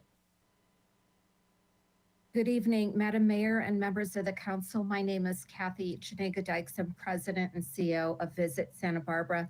First, I just want to thank you for your support and your extraordinary leadership during this very challenging year. I think time and time again, tourism has proven to be the answer when Santa Barbara has faced with recovering from disasters. And I think that no crisis has demonstrated more clearly the profound impact of tourism, the absence of critical tax revenues it generates in this past year. From day one of the onset of the pandemic, our job has been to support the community by keeping businesses in operation and saving as many jobs as possible. And the leisure and the hospitality industry is uniquely positioned to get the local economy thriving once again, all while saving all of these businesses, many of located throughout all of your jurisdictions. We have provided you with an 89-page strategic plan that outlines all of the ways that we will capture consumers' attention and enable Santa Barbara to stand out in what is now a very hyper-competitive marketplace. It's the most ambitious plan that we have ever presented, and our overall goal is to shorten the recovery process. In the plan, you're going to see an overview of our public relations, sales, and marketing initiatives, and most importantly, the ways that we plan to measure all of the campaigns, because accountability is so critical to all of our efforts.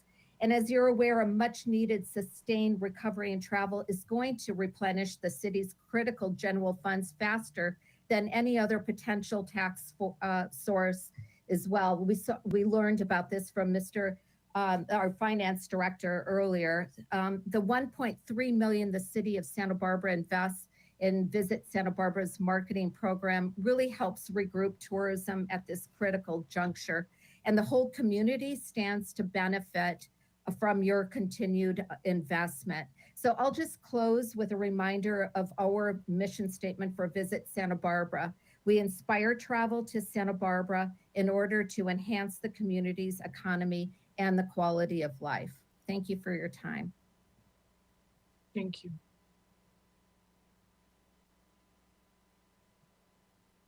Next speaker is Eileen Monahan. Eileen Monahan, please go ahead.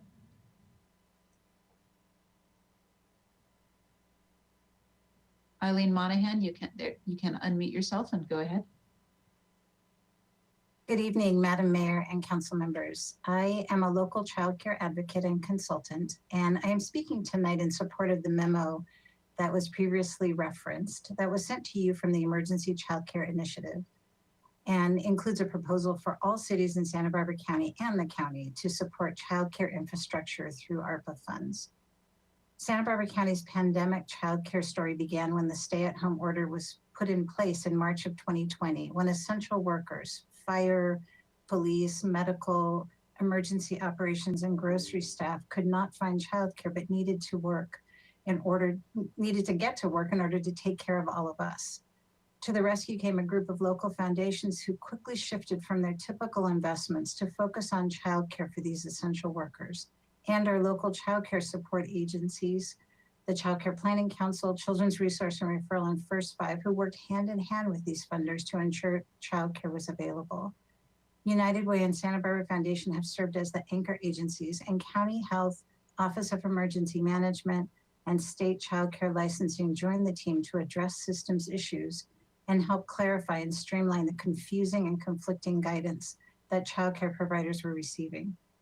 Through it all, some brave childcare providers found ways to remain open or eventually reopen, but we are nowhere near full capacity now when our community is ready to fully open and employees, including Santa Barbara City employees, will need to get back to work.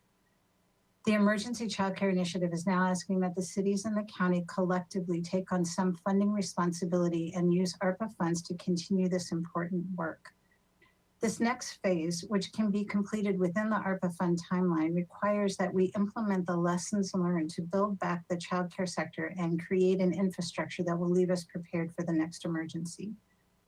As you heard, the County Board of Supervisors has unanimously expressed interest in doing something to support this effort and will be considering it over the next few months. But they are looking to the cities to partner and make it a truly equitable and comprehensive countywide system. An indication of interest from Santa Barbara City Council will help us continue this conversation with the county and engage the other cities. As such, I respectfully ask that the Santa Barbara City Council state its interest in joining a collaborative local government effort to continue this essential and urgent infrastructure work. We will need childcare for our community and our economy to recover. Thank you. Very good, thanks.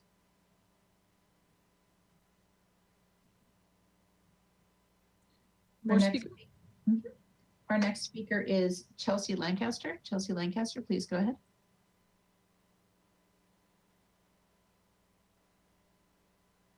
Hello, Mayor Murillo and council members, community members.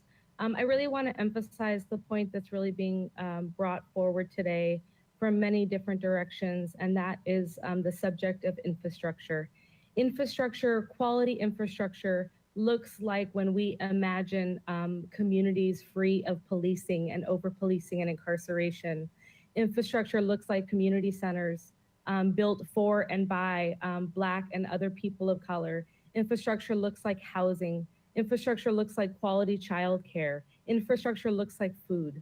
When we think about Measure C and when we think about infrastructure, again, it was said publicly this evening, and there are videos dating back to 2017 that I encourage the public to look at if they're curious about the ways in which Measure C was pushed through. Measure C, we are not legally required to build an $80+ million police station with Measure C funding. When you say that you did community outreach and you named the Rotary Club as the first place of outreach, I want to name that similar to what we're seeing with Ortega Park and other issues of the city, we have an outreach problem. There's a certain community that you all seem to center when it comes to decision-making processes. We also know that there was no process for outside organizations to actually request money from the city, but Healing Justice was told that they did not go through the process and were shamed for not doing so when the process never actually existed. Basically, what this looks like is that community partners, quote unquote, and people that y'all are close with get invited in to apply for funding. The grassroots organizations that are doing really critical work with zero infrastructure and zero support are not invited into those same opportunities. This is what racism looks like. This is what classism looks like. This is what happens to people of color, to grassroots organizations.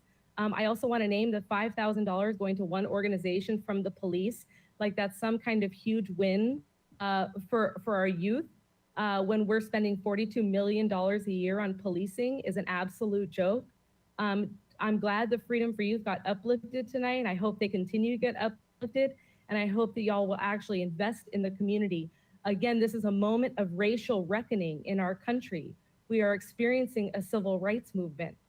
Are you really going to fund our communities in the same violent ways that you have in the past?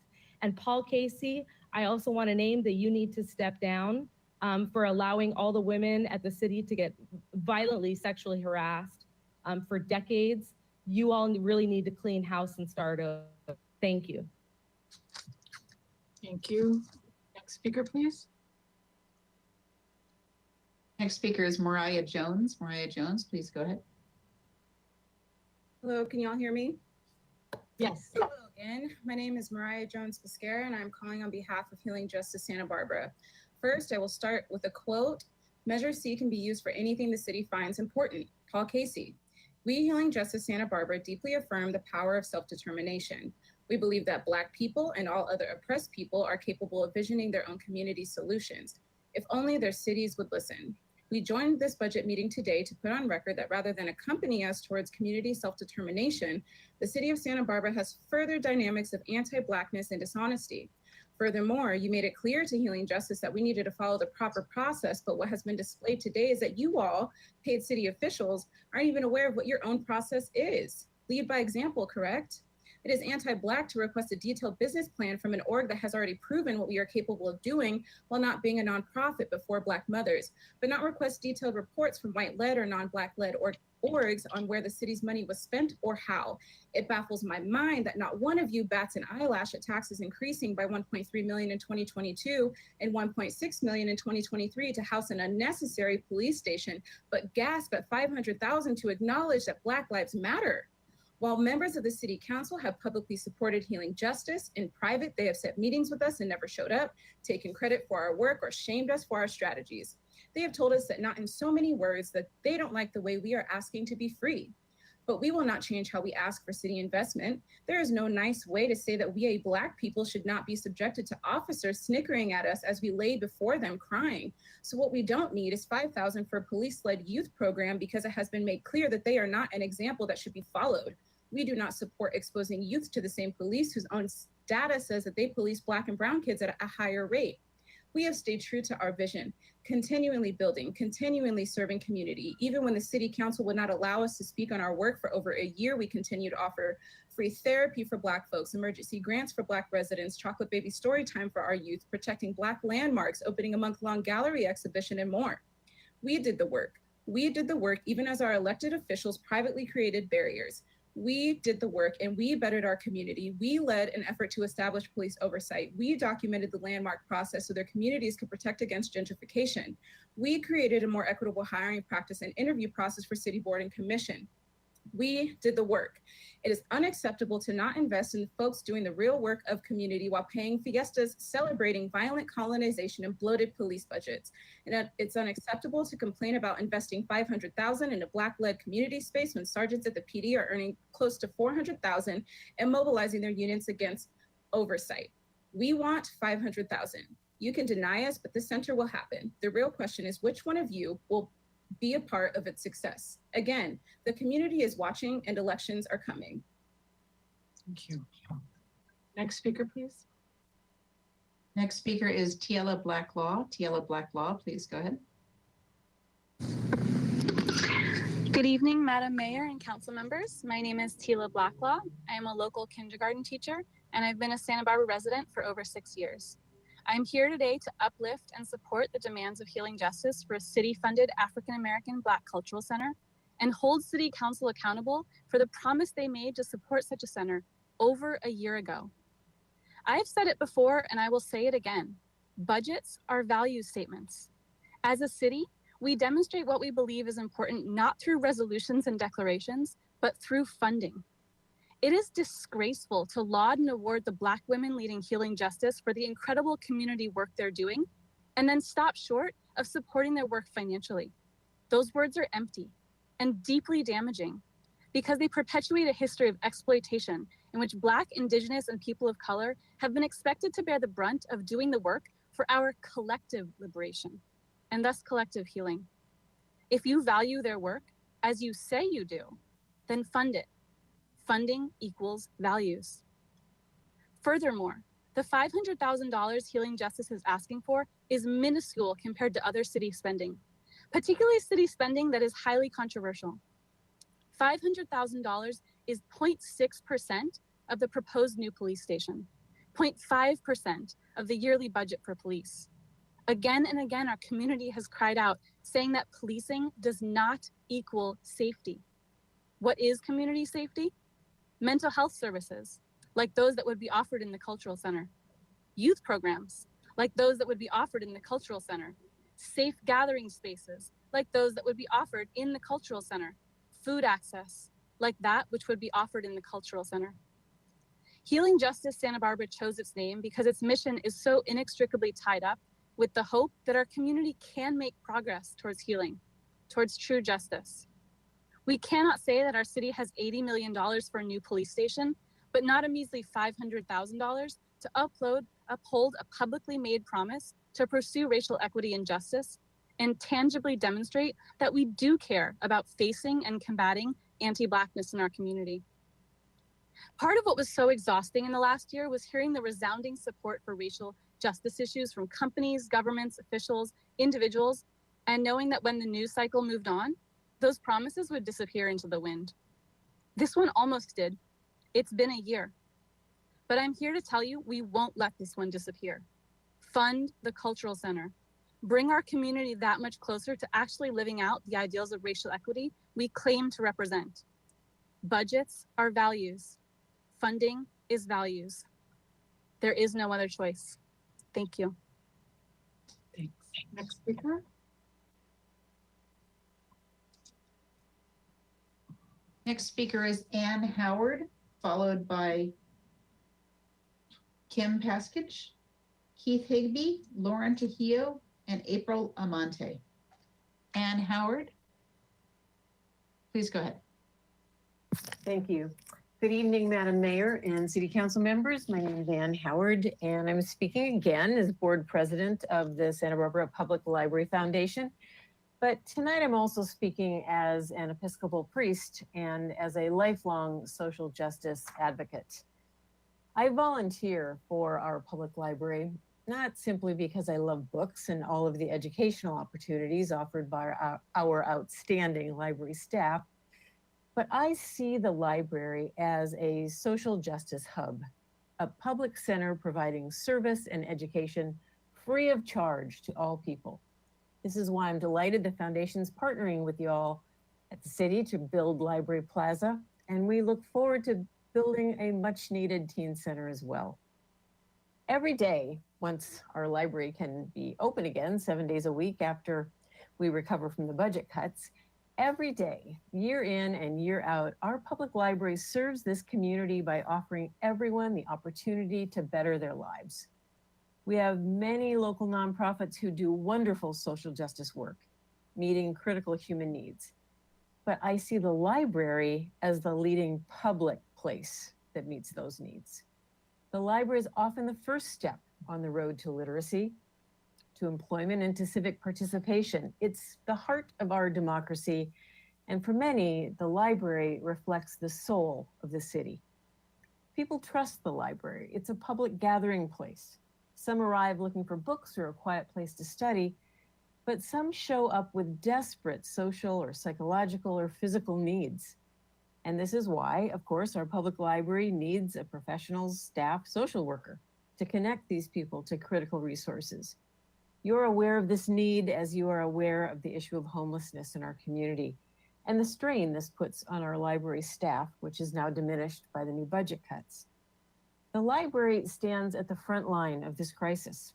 So we're advocating for the creation of a social worker position at the library, managed by the library, which will cost, we figure, about $95,000, a much better option, we feel, than contracting with the county at the higher cost of $142,000. You know that social workers in libraries across the nation have become a proven and cost-effective way to address serious community problems, to support teens and all people navigating life's challenges, to diminish the need for more policing. So thank you for considering this social worker for our public library. It's a critical investment, a heart and soul investment in our community's infrastructure. Thank you. Thank you.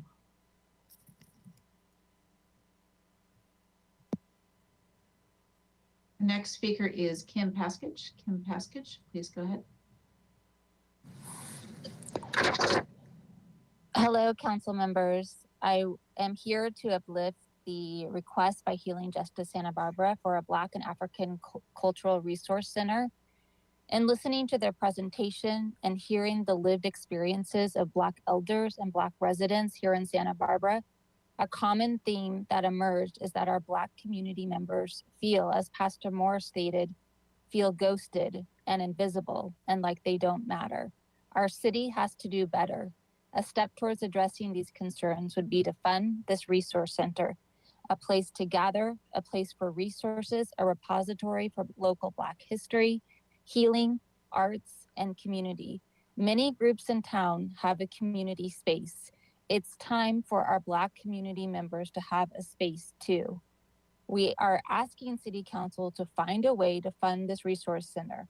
Since 32% of the city budget goes to the police, that would be a great area to start with. Or the Measure C funds for the $80 million police station that no one wants, that further harms Black and Brown community members.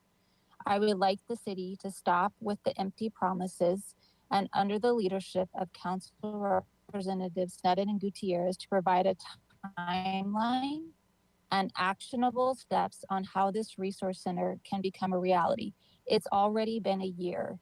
$500,000 is there, and we ask you to find it and invest in Black histories and Black futures. Thank you.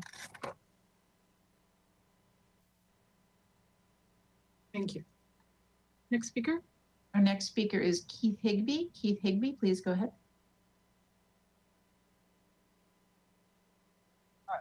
Hi, thank you. Thank you, Mayor and Council. Just want to thank you for the opportunity to comment. And I'll let you know, I'm going to keep this brief as I know you have a very long day and a very long night ahead of you. I'm here to speak on behalf of those involved in the Economic Development Partnership and want to thank you for your previous support for the prototype that was conducted last year or this year. We understand that you really have some hard choices to make tonight. You must debate and decide which efforts to fund to ensure the broadest benefits for the community. And a lot of the speakers today spoke about things that really do require funding. But it's, with that in mind, that I really want to clarify about what our effort is and what the value is to the community. As you've heard before and heard me speak, this isn't just a matter of simply filling vacancies on State Street, but it really is of addressing the very needs of our economy through a range of services that are detailed in our proposal and detailed in some of the presentations that we've provided to council previously. This initiative is really meant to help address the boom and the bust of what is currently an unbalanced economy, and that even Keith DeMartini spoke of earlier tonight when he was presenting the budget challenges of 2021. What we're really looking for is the city's continued investment in this effort. And I just want to say that it is exactly that. It is an investment. Funding economic development will have a multiplier effect in 2021, 2022, and beyond. So really every dollar that's invested by the city will pay dividends equal to or really greater to the funding amount. And it'll do that by really expanding the local job opportunities, diversifying the local business ownership, and really building the local revenue and tax base, which can ultimately fund public policy initiatives. I want to say that I know that the Finance Committee is recommending a certain cap on the investment, and the investment should be supported by matching funds from the outside. I will say that the investment will be matched and surpassed by the community and partner funding. But it is very important that the city be part of the effort, as that's the only way this succeeds is through a public and private partnership. Moving forward, this initiative is going to be managed as a neutral, non-political charitable entity to ensure the broadest base of public and private support, delivering services to the entire community.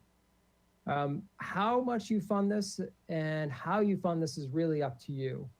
I just want to say that if you look at our closest city competitor, SLO, their city council recently voted a $3 million fund for economic development in 2021.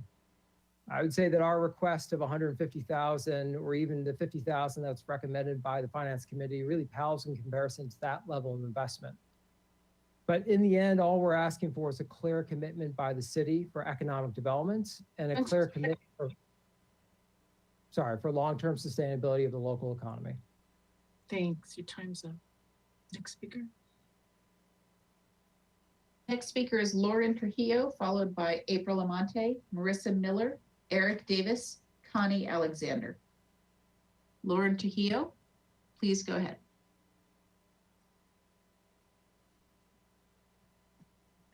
Good evening, Madam Mayor and council members. My name is Lauren Trujillo, and I'm the Foundation Director of the Santa Barbara Public Library Foundation. I want to thank you all for your support and consideration as you lead our community through another challenging budget season. And thank you for supporting our public-private partnership. The Santa Barbara Public Library is a part of Santa Barbara's essential infrastructure and provides equal access to free education and job training opportunities for our community. As we enter the recovery process, our most impacted community members will rely on the library for employment, education, and community resources. Tonight, I have two requests for you. I ask you to confirm city funding to support a social worker at the public library. This position must be implemented as soon as possible, especially as the library opens to serve more of our most vulnerable community members. A social worker will proactively work to remove people from homelessness, prevent people from becoming homeless in the first place, and follow a model practiced by libraries all over the country. This cannot wait and should be a position within the library department to efficiently act. Second, I ask you to allocate the available Measure C funds to support the second floor renovation and teen center project. Since the Children's Library, the Library Foundation's first public-private partnership with the city, since it opened in 2015, it has increased annual attendance for free literacy classes from 3,700 to 22,000. Adult and teen literacy attendance has tripled because of free increased daily opportunities, including literacy tutoring, workforce training, tech lab classes for teens, poetry classes, and more. This teen center space will be so impactful for our public library and necessary. Thank you for reassessing these critical library budget needs. The Santa Barbara Public Library has remained a steady comfort to our community through this period of change and never stopped serving our community.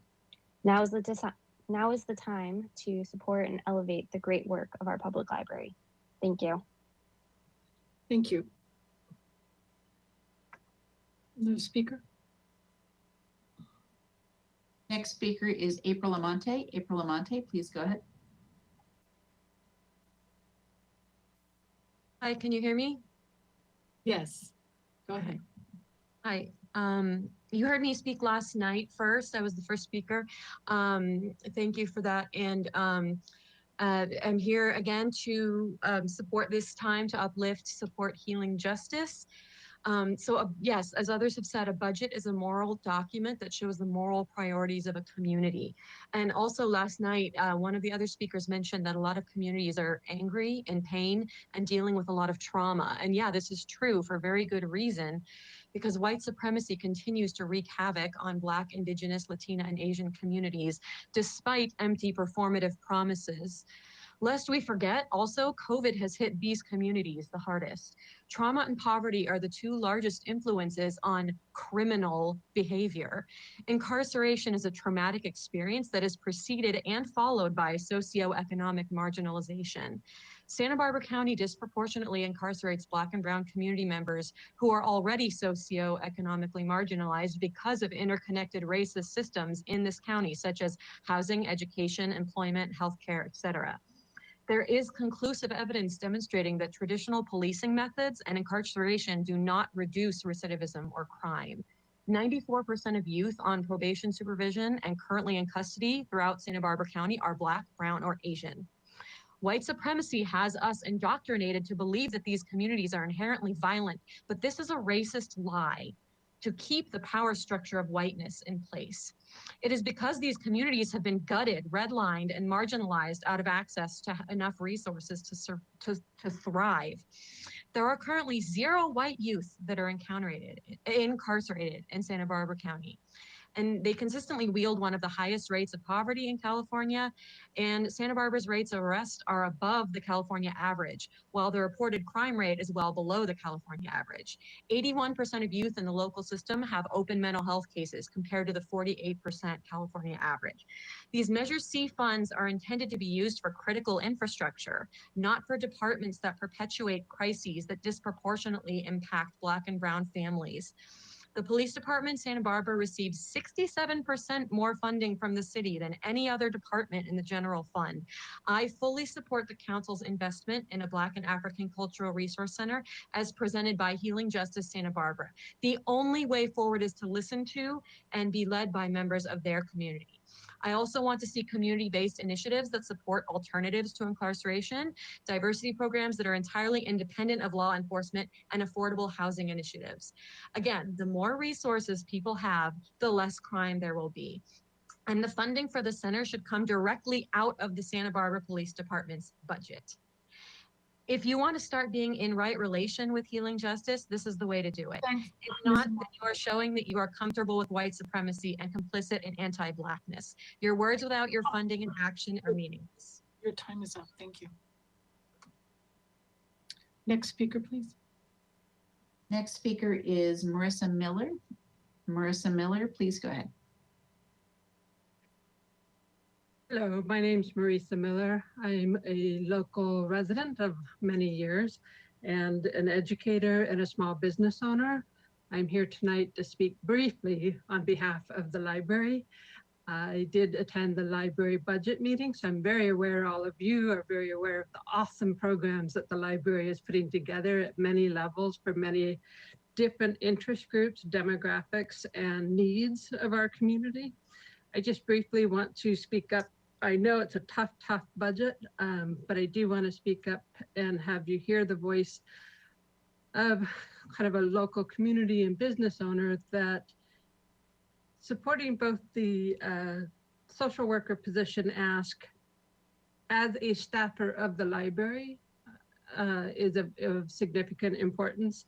But also, I do want to get on record for anybody who was not at that last meeting that the library cuts and reductions are going to mean that the library is open only 5 days instead of 7, like it was before the pandemic. And it's only going to be open 36 hours instead of 55 hours. I understand and accept that, but I wanted on record that we are cutting, and there will be hourly staff that are not going to be hired that have been laid off, and there are positions left open separate from the ask for the social worker. So I just wanted to put it on record that if this isn't the year to put the library back together on a better financial front, I want it on record that we do need to keep an eye on that, because it's a powerful group. And it is the city's primary way to address and connect to so many different parts of our community, the elderly, the disabled, people of color, the houseless, and just having fun and being together and having a literacy connection and a social connection in this community. So that's my ask and my point that I wanted to make. Thank you. Very good, thanks. Next speaker is Eric Davis. Eric Davis, please go ahead. Madam Mayor and City Council, thank you for your support of TV Santa Barbara. We've been a partner with the city since 1974, and we appreciate your support. When the pandemic hit, TV Santa Barbara was there. We supported nonprofits. We were there for the arts community that needed support. We had uninterrupted programming on our 2 channels throughout the pandemic. We were there when high schools needed virtual graduations, they turned to TV Santa Barbara. We need your funding now more than ever. We need to give voice to Santa Barbara now more than ever. We need more funding, not less. We support nonprofits, we give voice to the community, and we do so much to empower Santa Barbara. We were there producing census videos that will increase revenue and voice. We were there with youth enrichment programs. We supported our local schools, and we provided tools and training for the community. Communities like Santa Barbara that have a local community access center are blessed, and we thank you for your support. I'm going to keep this brief, but you know what we do. We empower people to make media that matters. We give voice to the community, and we were there. We applied for grants because that's the right thing to do. Like the city of Santa Barbara, it was the right thing to do. And we're there, and we are going to reopen our internal facilities. We're going to continue to give back to our youth. We're going to continue to give back to our nonprofit community. And I appreciate your support of TV Santa Barbara. You've been a proud partner since 1974, and the future is bright for us. So I encourage you to continue to fund us.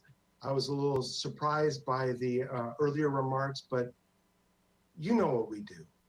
We give voice to your constituents, and throughout this pandemic, we've been stronger than ever. So I'm going to leave you with that, and I just thank you for your support of TV Santa Barbara. Thank you, sir. Another speaker? Next speaker is Connie Alexander. Connie Alexander, please go ahead. Good evening, Council. I am a founder of a local nonprofit. I've been in Santa Barbara almost 40 years. I'm a member, I don't know, the young people call me a senior member of the African American community. And, you know, I'm a little dazed tonight to hear about the fact that you kind of admitted you didn't have a process around, you know, these grants. That's unacceptable. And I think in all fairness, you need to pull this so that you can get to the point where you can say that this was all fair and it was equitably done across. It just doesn't feel right. I'm in that cycle of what happens for nonprofits and how we have to report and what we have to do for grant making and all of it. And so to hear that this basically didn't have a set process just does not feel right. For me, this is a leadership capacity issue. I said it once before, I'm going to say it again, is that we're asking, and there's questions on the table here about leadership. And this is the one point of leadership that we need you to make certain happens correctly and is equitable. And so tonight, this just does not feel equitable. I can hear it in your own tone, some of you knowing that this does not feel right. And so just out of a sense of fairness, also hearing $1.3 million towards the tourism, you know, putting all our eggs in the tourism basket has hurt this community. That there's money that could be used there for business incubator. There's money that could be used to help all of us businesses deal with these staggering leases that are choking the life out of us. And we are leaving this community because we can't afford to keep our doors open. And the staggering on top of it, leases that keep coming. How do we stay in business? How do we continue to provide services? All of it. So it feels like all the eggs in one basket, $1.3 million that way. That's another space that just has to be rethought. And the point of the presentation was to bring in people from out of state.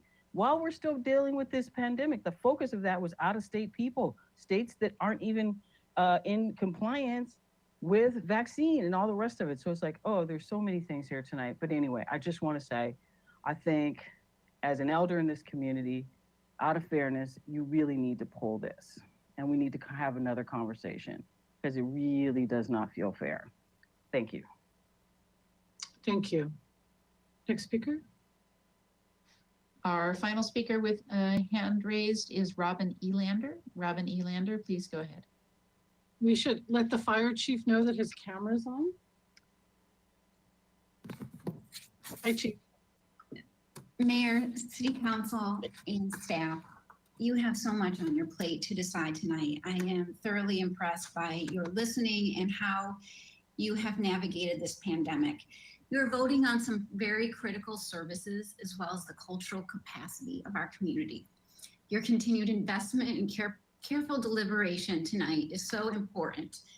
If there's ever a time to support these organizations, the time is now, as most of these groups are still coming out of the pandemic and they have been offering critical services during this time to keep our community together and help our community to thrive. Each of these organizations, especially Visit Santa Barbara and your consideration of the Economic Development Partnership, will help our community come back.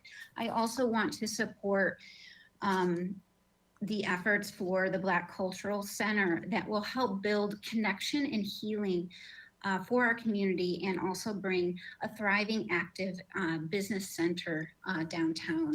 There's some, as I mentioned before, we really have some critical decisions to make tonight, and I really appreciate all you've done to look at these issues over time. I also just want to thank you all for your continued investment, not only in the downtown organization, Summer Solstice Celebration, SB Act, TVSB, and the consideration for the social worker at the library. This is a huge, important factor to bring some of the details together that are necessary for getting people off the streets and into homes. So thank you for your thoughtful deliberation.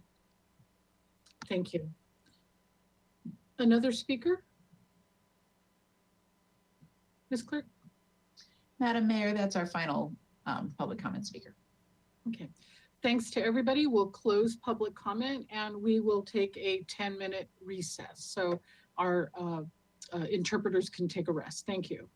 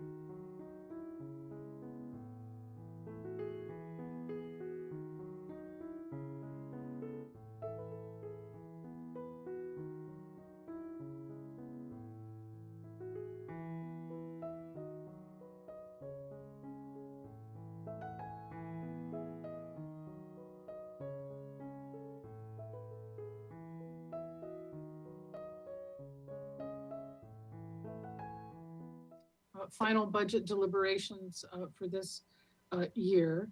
And how the rest of the meeting will go is this. We will ask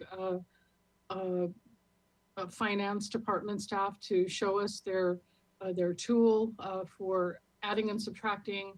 And then when we go to council deliberations, I'm asking the council members to not make motions right off the bat. Let's hear what you have to say. There's page 8 in our slides, outside agency request summary. And then on page 9, there's potential budget adjustments. And there's 3 slides that deal with those items. So I think we can, put them on the screen as we go through it. So let's hear what you support, what you don't support. And then when we get to a sense of being ready to make a motion, I think each individual person should make a motion to say, hey, I really support the second floor of the library. And if there's a second, we'll take a vote on it. And if there's no second, then that means that there's not council support for it. But a motion on the floor would mean that particular item has some discussion. And so, Ms. Clerk, what I would ask of you is, if each of these items, we vote on it and 4 of the 7 of us say yes, let's put that on the big list, then we can take one big vote at the end on all the items that passed muster on the first round of voting. That, and then to Council Member Alejandra Gutierrez's motions that she'll be making about reducing the allocations to a couple of outside groups. I would suggest that if there's support for reducing their funds, that it go back to the Finance Committee for review and then a recommendation to the whole council. The groups would need time, I think, to make an argument. They didn't know that there would be a chance of being cut during this process. So we had never cut them before. And so I'm thinking that it might be a sense of fairness. And if somebody has a different idea, please let me know. They should be able to make a case to us or to the Finance Committee. So that's what I'm thinking. Ms. Sneddon, your thoughts, but we were going to go to the finance tool first. Yeah, I have just a process question. So when we vote, when you were saying on individual ones, like say the library, could that be a straw poll as we're filling in the tool so that we're not, because it will matter. Like I might say yes to one, but then if something else goes, I might want to go back and change what I thought about. That's why I was suggesting that we do a round or 2 of talking, where you can say, hey, I really like that. And then if 5 or 6 of us really like something, we know that that's going to make it to the next round. So that's what I'm thinking. So was it Mr. Bodette that was going to show us some? Mr. DiMartini, go ahead. Yes, Madam Mayor, thank you very much, and thank you for that direction. So yes, Mr. Bodette, the city's budget manager, is now going to share his screen. He has developed a dynamic tool that will help the council through the deliberations, and I think it will accommodate your request. I hope so with the straw poll. So let me first provide a really brief overview of how this could work, and then go through each of these tabs, and then we'll proceed to assist you. So first, this summary here is the summary that I presented just a few hours ago now. The summary of the general fund overview.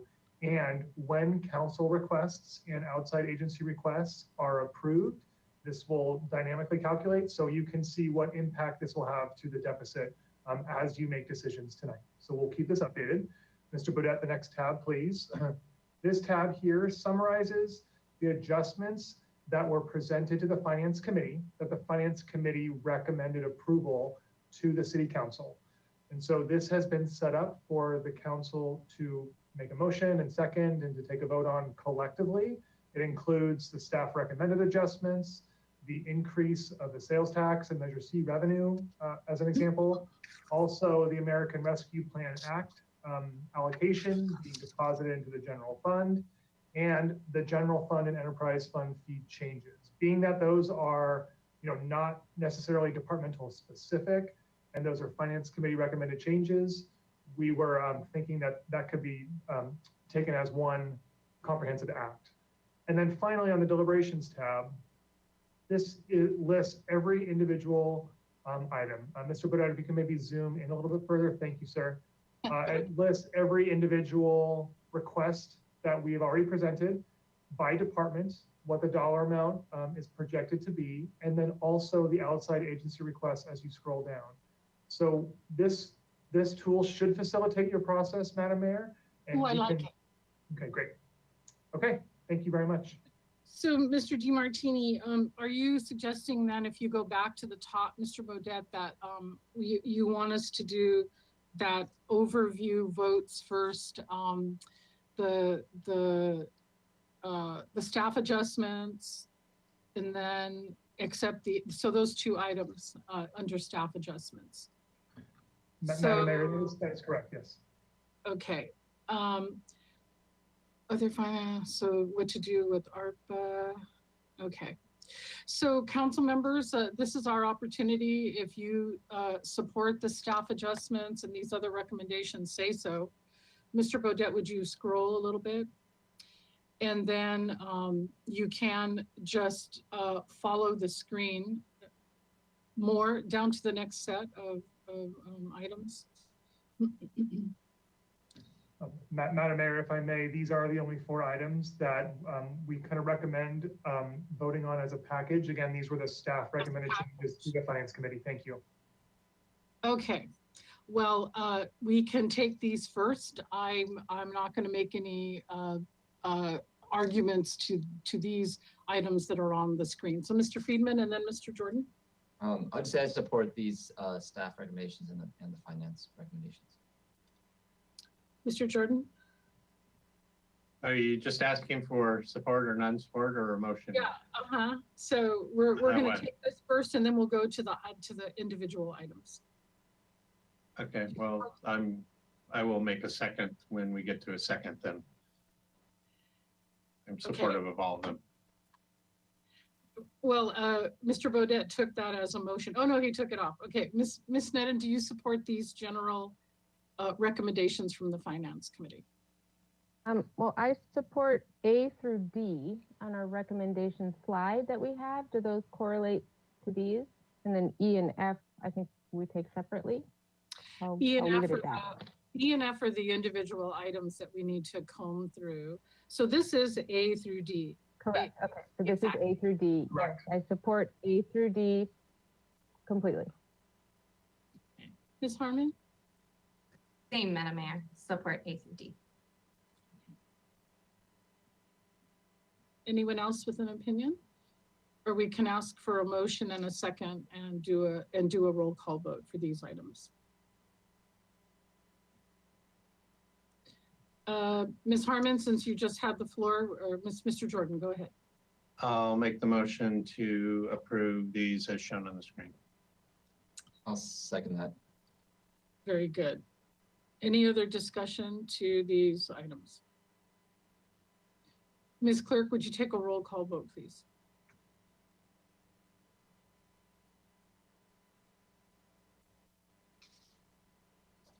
Very good. This is a motion by Councilmember Jordan, seconded by Councilmember Friedman, to approve these staff adjustments and other Finance Committee recommendations shown on the screen. Councilmember Alejandro Gutierrez. Yes. Councilmember Harmon. Yes. Councilmember Snedden. Yes. Councilmember Friedman. Yes. Councilmember Jordan. Yes. Mayor Pro Tem Oscar Gutierrez. Aye. And Mayor Maria. Aye. That was unanimous. Thank you. Thanks, Mr. Vedette. Mr. Kalan? Thank you, Mayor. We should have the city clerk clarify that the motion was to reflect what was on the screen, which in turn reflects the staff recommendations as outlined in attachment 1 of the CAR. So the minute should reflect attachment 1, please. You got that, Ms. Gorman? Very good. So noted for the record. Thank you. Next screen, Mr. Bodette. So here are the items that over the last couple of months, we've been having our budget hearings, and there was general support for, hey, I really don't want to lose that. Let's park that to the side and come back and see if it's something that we do support. And I would, caution, of course, that let's be careful. So you could look at the screen, or the PowerPoint may be a little easier to have in your hands. And, we're ready to hear from people. In general, asking you not to make motions right off the bat, but say you really support the childcare study. Let's hear you say that. If you want a social services person at the library, let's hear you say that. Mr. Kalan? Yeah, maybe I have something that I need to give advice on, and maybe while your colleagues are thinking, I could get that out of the way. It's on the social services item, which appears on line 20 of the spreadsheet in front of you. And the budget line item in and of itself is innocuous, but the concept carries some pretty significant legal considerations that have not been analyzed, nor, to my knowledge, have the human resources and insurance implications been analyzed. So what I wanted to say is that the staff report at pages 5 and 6 describes what I heard somewhat unusually lobbied for tonight, and that is a city employee social worker working at the library. That may be perfectly well and good, but we haven't analyzed it, nor have we been given an opportunity. And when I first learned of this on May 27th, I provided advice. So the reason I need to speak up is I would be negligent not to. Why am I concerned? The staff recommendation for the money, if implemented as described in the council agenda report, puts the city in the business of providing health services for the first time, as far as I know. There are but a handful of cities in California that do that, other than the large cities and counties. So that may be perfectly appropriate, but we need to look at it. The specific areas where I have skepticism relate to the budget amount. I am not aware whether a licensed social worker, for example, could be supervised by unlicensed staff. So what I'm afraid of is that when we look at this from a legal, human resources, and insurance perspective, we'll find that the expense is much greater than $142,000. So with that caveat, it's a perfectly acceptable recommendation, but I can't give you legal clearance on the specifics that you heard lobbied tonight about having a city employee integrated. Thank So you. a safer legal position would be to contract with the county for their social worker, because then they are overseeing that employee? I can't say that. Can't say that. Okay. Your library director has the prerogative and the duty to administer this in the way that she sees fit. All I can tell you is that we haven't had the opportunity to give it the kind of 360 review that I would like. That's not a criticism, it's just a statement of fact. Okay, so one solution, Mr. Friedman, do you agree with me, would be that if we vote positively for this function, that it would be contingent on clearance from the city attorney's office, but we would want a city networker there at the very least, right? Would that work? I was just gonna say, if we decide we want a social worker there, to direct the city administrator to work with the city attorney on those issues that the city attorney just explained, and come back with a recommendation for us to consider whether it's contracting with the county or putting it under the library itself, to allow that research that Mr. Cologne needs to do, and come back to us, the city administrator, with a recommendation on what model, and then we would vote on the model later. So this way we could appropriate the funding as part of the budget tonight, but then come back with the actual model. If I might, Honorable Mayor, Councilmember Friedman, I greatly prefer the direction to Mr. Casey than to myself. I'm happy to report to him on this issue. So do we reject it to the city administrator? Does that make sense, Madam Mayor? It does, and so if we vote positively for this, we understand that the 142,000 and 145,000 are just placeholders, that it might cost more. So we should be aware. Yeah. Okay.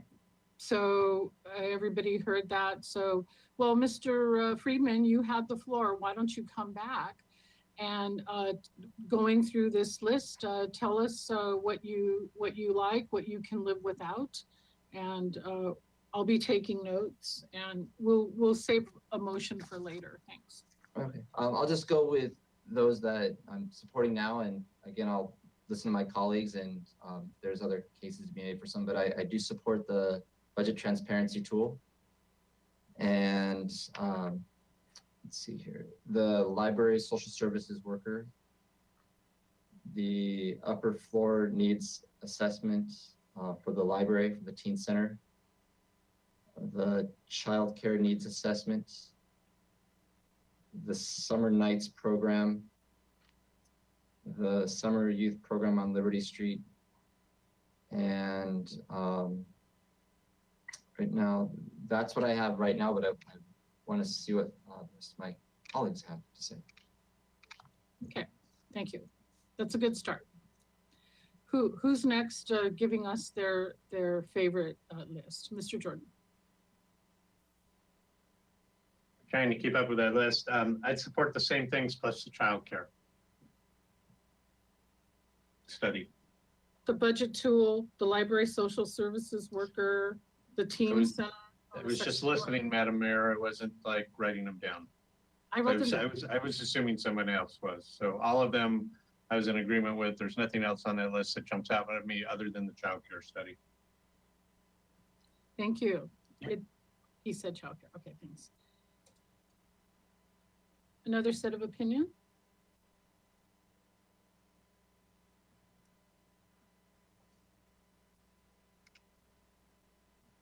Ms. Harmon, thanks. Thanks, Madam Mayor. I'm sorry, could you read the list that Councilmember Friedman? Sorry. The budget transparency tool, the library social services worker, the teen center, which is called the upper level thing.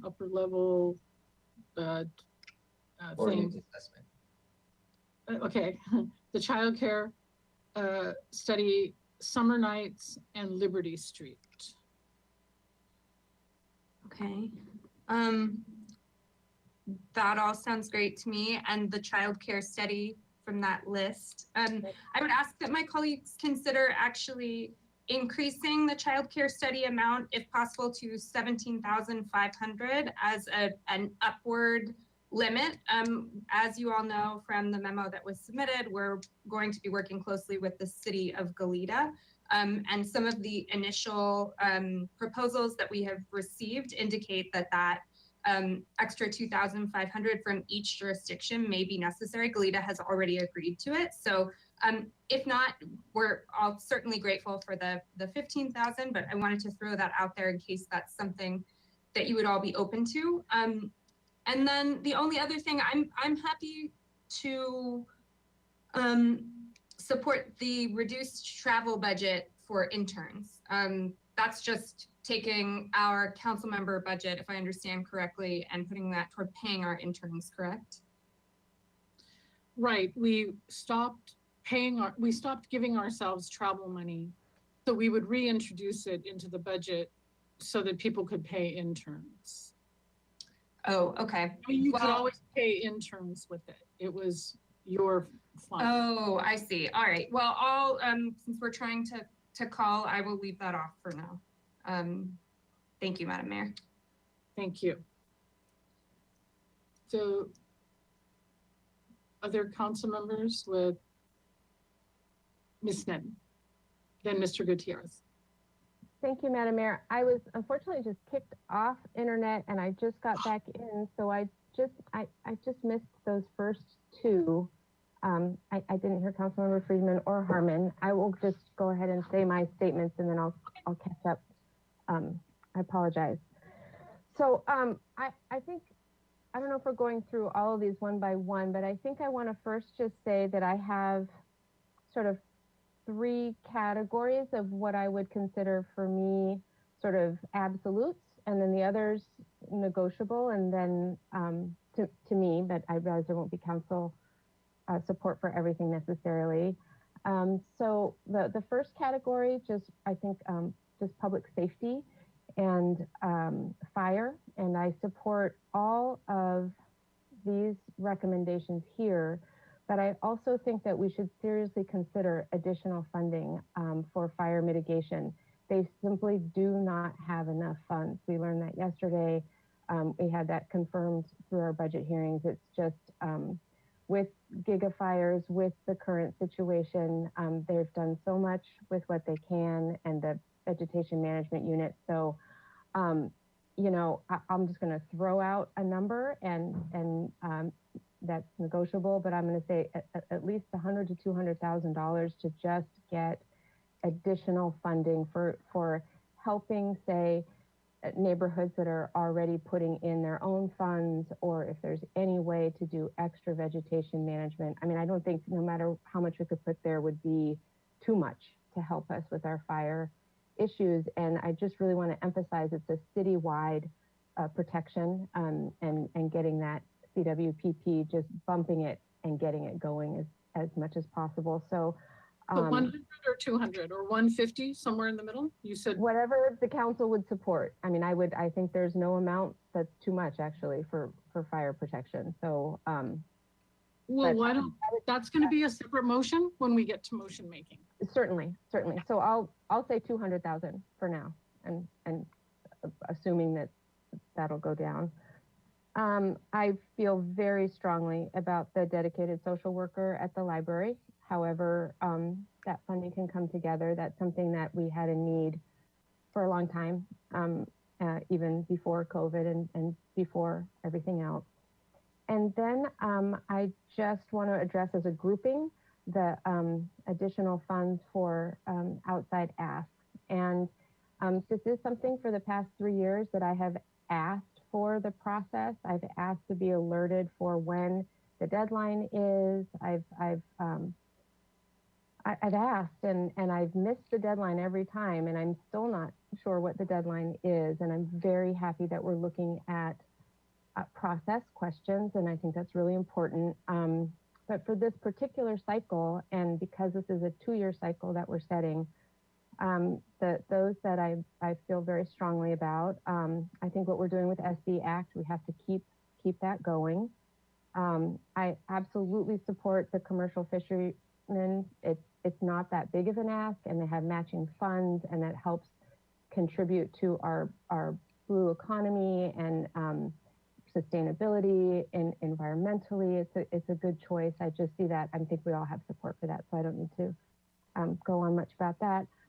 the Economic Development Partnership, I think I would like to see that at least 75,000. I think they're such a solid partner and plans that they put forward, and really it was this grouping who, you know, several years ago came to us with that list of 25 things that we could be doing and for our economic development, and we've followed that blueprint, and they've been fantastic recommendations. And then, you know, I'm not going to say too much about this, but for Healing Justice, I just, the time is now. And I think, you know, it might not be a thorough proposal put forward. We might not have followed process. I will take ownership for that, for the invitation, and thankful to Councilmember Gutierrez also, who signed that 2-person memo, and it may not have gone as planned, and maybe everything isn't completely laid out, but I just think we need to commit funds to this ask, and I think it would be to the benefit for our whole community, and if not now, when? I really feel that this is the time, and I do feel it is so much more than just a gallery space, but the offerings for support in our community, the historical resources for what it can do for healing, and I think it's essential. I don't feel that the whole amount should go to rent, so I would like, after we have discussion, the opportunity to work out what we could put that funding toward. I did have conversations with the county today, and there's possibility of a regional task force. I'm personally very committed to this, and I believe council will be too.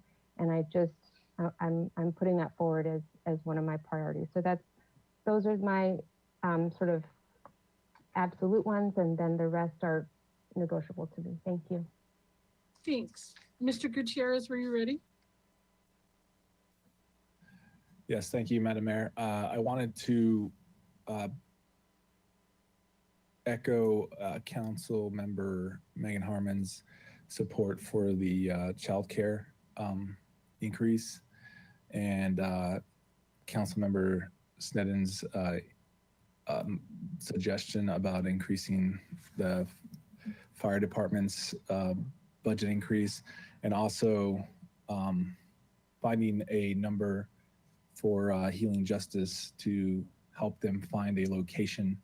I agree with Kristen that now is the time to prove that we're here to support and uplift, and we just need to come up with a plan and an amount. Yeah, so I'm looking forward to my colleagues' discussions. There are 3 fire items. If you could see there's the inspector, there's implementing the plan, and then there's the Ready, Set, Go program. Are you saying you support all 3? Yeah, I do. Okay. Thank you.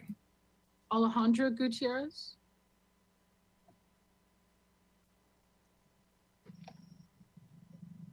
Support for fire for all 3.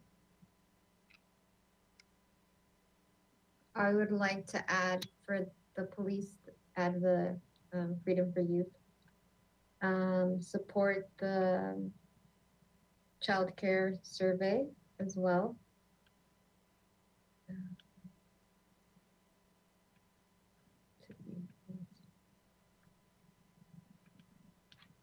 Can you scroll down, please? Definitely the library. The second floor teen center? And the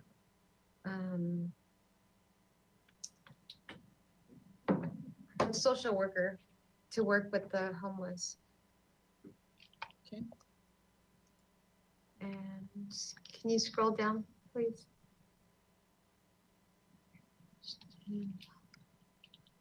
The business recruitment initiative. I will support Ms. Sneddon's request for the 75,000. And And SB Act is the Neighborhood Navigation Centers. It doesn't say SB Act. Yeah, but- SB Act. Okay, oh, it does say SB Act. Thank you, sir. Yeah. So you support that.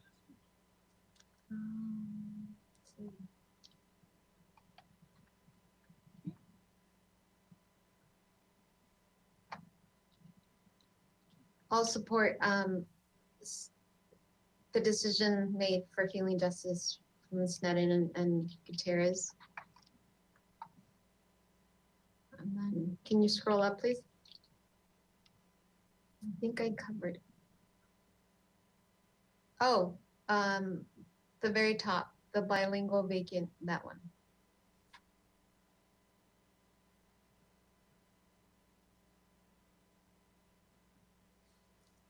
And summer nights.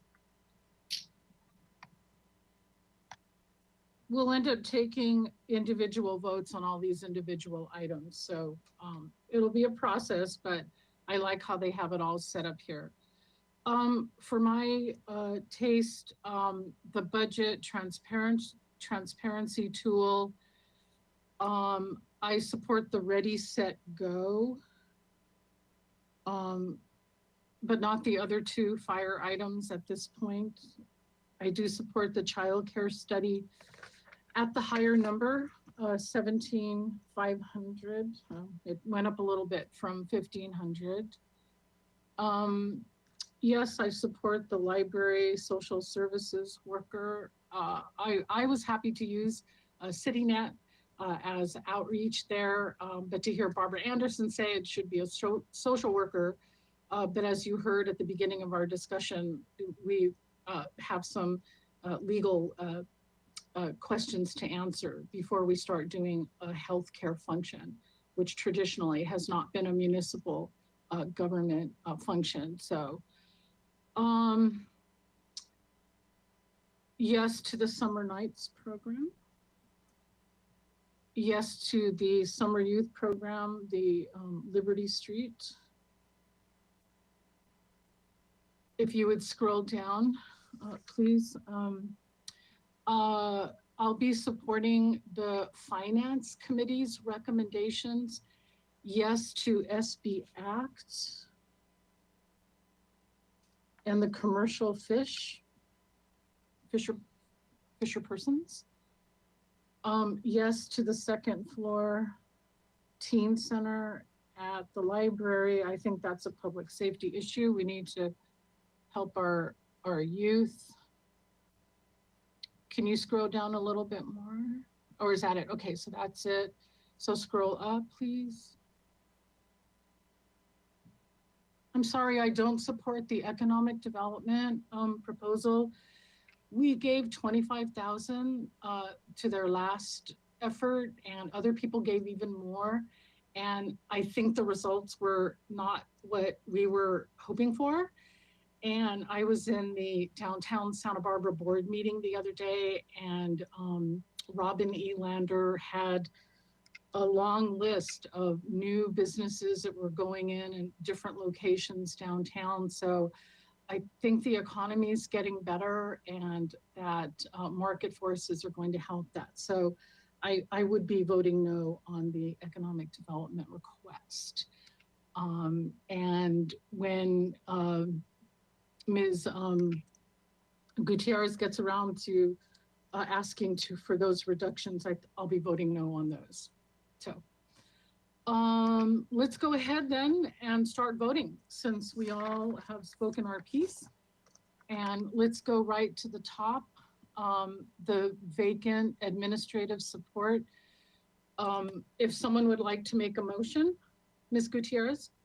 I'm just a little confused. I thought my deductions were gonna go back to finance. I think you mentioned that early. We have to vote on them. Okay. So if 4 of the 7 of us say, yes, we agree with you, then we'll move forward, and if not. Sounds good. Did you want to make a motion for the vacant administrative support function? Yes, I would like to make a motion to support the vacant administration support bilingual. Is that a second from you, Mr. Gutierrez? Yes, I second that motion. Thank you. Any discussion? Let's take a roll call vote, Ms. Clerk. Very good. This is a motion by Councilmember Alejandro Gutierrez, seconded by Mayor Pro Tem Oscar Gutierrez to support the vacant admin support position as bilingual.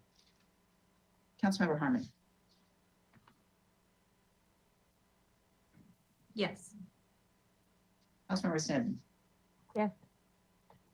Councilmember Friedman. Yes. Councilmember Jordan. Yes. Mayor Pro Tem Oscar Gutierrez. Aye. Councilmember Alejandro Gutierrez. Aye. And Mayor Maria. Aye. That's 7. Very good. Is there a motion for the budget transparency tool? I'll move the budget transparency tool. I'll second that. Any other discussion?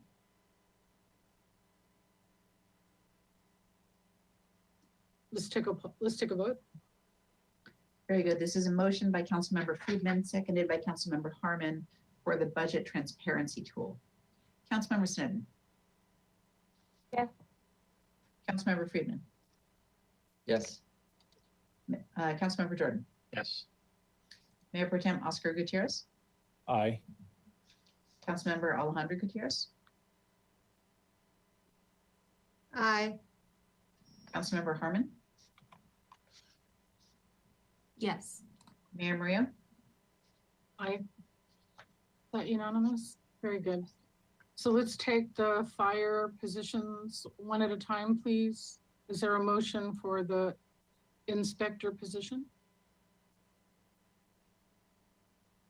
So moved. Is there a second? I'll second that. Any other discussion? Take a vote. This is a motion by Councilmember Snedden, seconded by Mayor Pro Tem Oscar Gutierrez for the fire inspector position. Councilmember Friedman. No. Councilmember Jordan. No.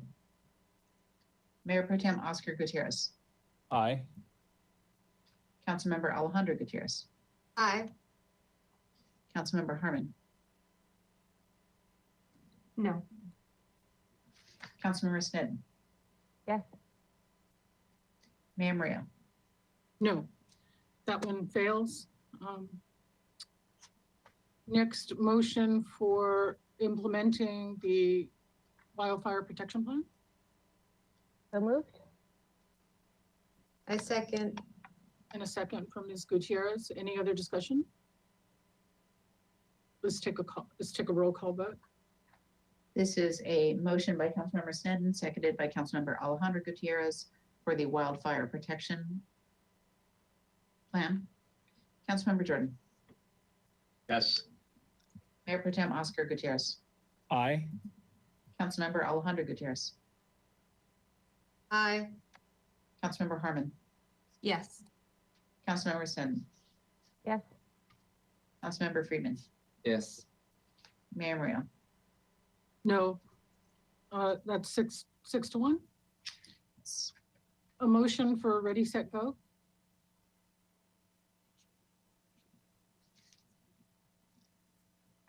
I move the motion.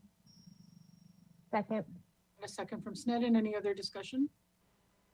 Let's take a vote. This is a motion by Councilmember Alejandro Gutierrez, seconded by Councilmember Snedden for the Ready, Set, Go program. Mayor Pro Tem Oscar Gutierrez. Aye. Councilmember Alejandro Gutierrez. Aye. Councilmember Harmon. Yes. Councilmember Snedden. Yes. Councilmember Friedman. Yes. Councilmember Jordan. Yes. And Mayor Maria. Aye. That has 7 votes. Thank you. A motion for the child care study. And I would, thank you. It's bumped up to 17,500, a little bit more. Ms. Harmon. Thank you, Madam Mayor. So moved. Ms. Gutierrez. I second. Second, okay. Any discussion? let's vote. This is a motion by Councilmember Harmon, seconded by Councilmember Alejandro Gutierrez for the child care study at the 17,500 amount. Councilmember Alejandro Gutierrez. Yes. Councilmember Harmon.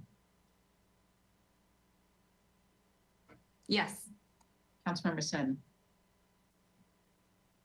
May I ask a quick question? Is that citywide or for city staff needs assessment? Ms. Harmon? I don't understand your question.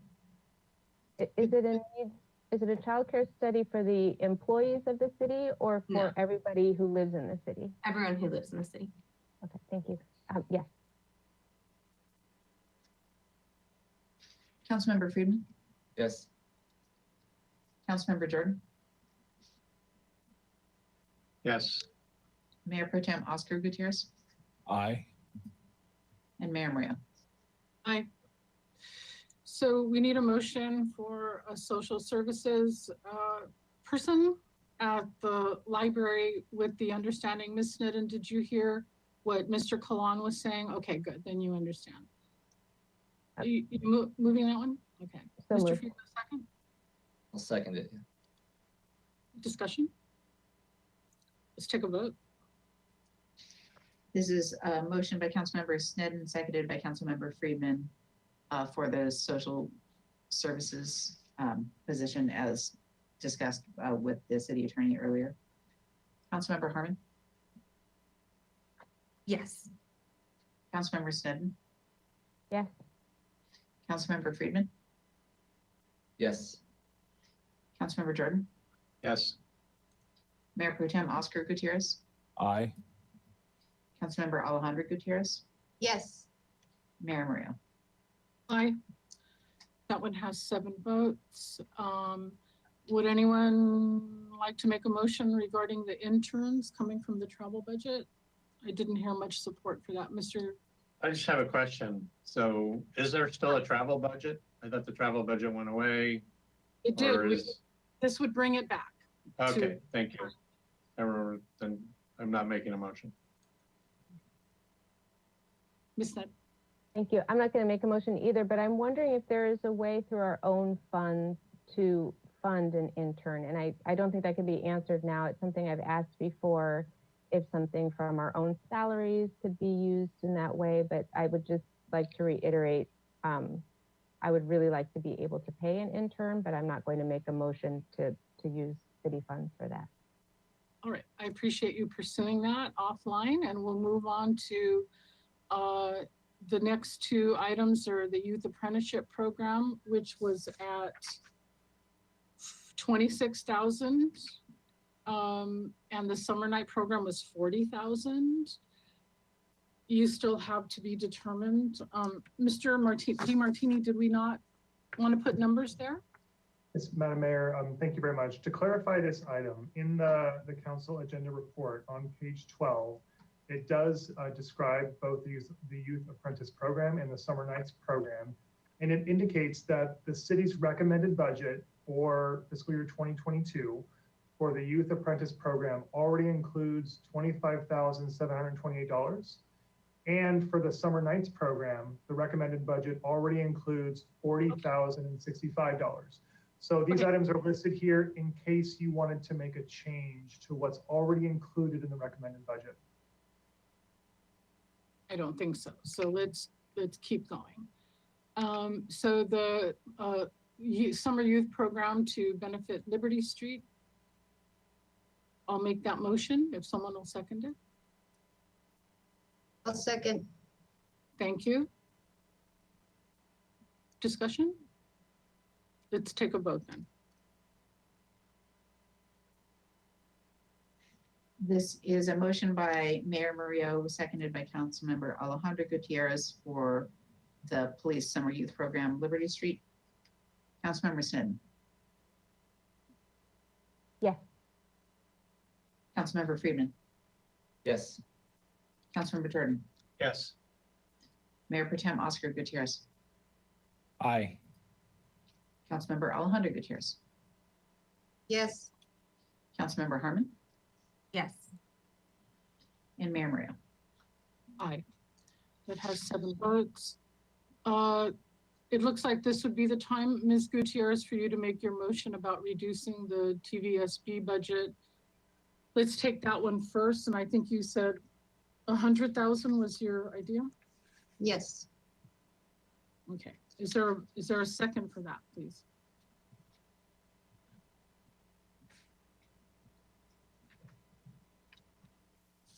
You didn't get a second for that? Do you want to make a motion for reducing Visit Santa Barbara? I would like to make a motion to reduce Visit Santa Barbara. And that was going to be 300,000. I'm not hearing a second for that, so that motion dies. We keep going down the SB Act. The first item is expanded outreach services. I think there's support. Maybe, can we do them both at the same time? I didn't hear anyone say they didn't want to go for those items. Ms. Snedden, did you want to make a motion? Oh, yes, I'm happy to move those. I was just wondering if under miscellaneous was also I'm not guessing there's support for it, but the additional funds for fire.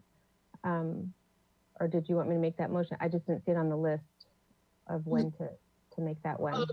Well, let's take that when we're done with these. Okay. I'll move both of these, the Neighborhood Navigation Center and the expanded homeless outreach. I'll second both those. Okay. Any other discussion? Let's go ahead and vote. This is a motion by Councilmember Snedden, seconded by Councilmember Jordan for the 2 SB Act items, the expanded homeless outreach services and the neighborhood navigation centers. Councilmember Friedman. Yes. Councilmember Jordan.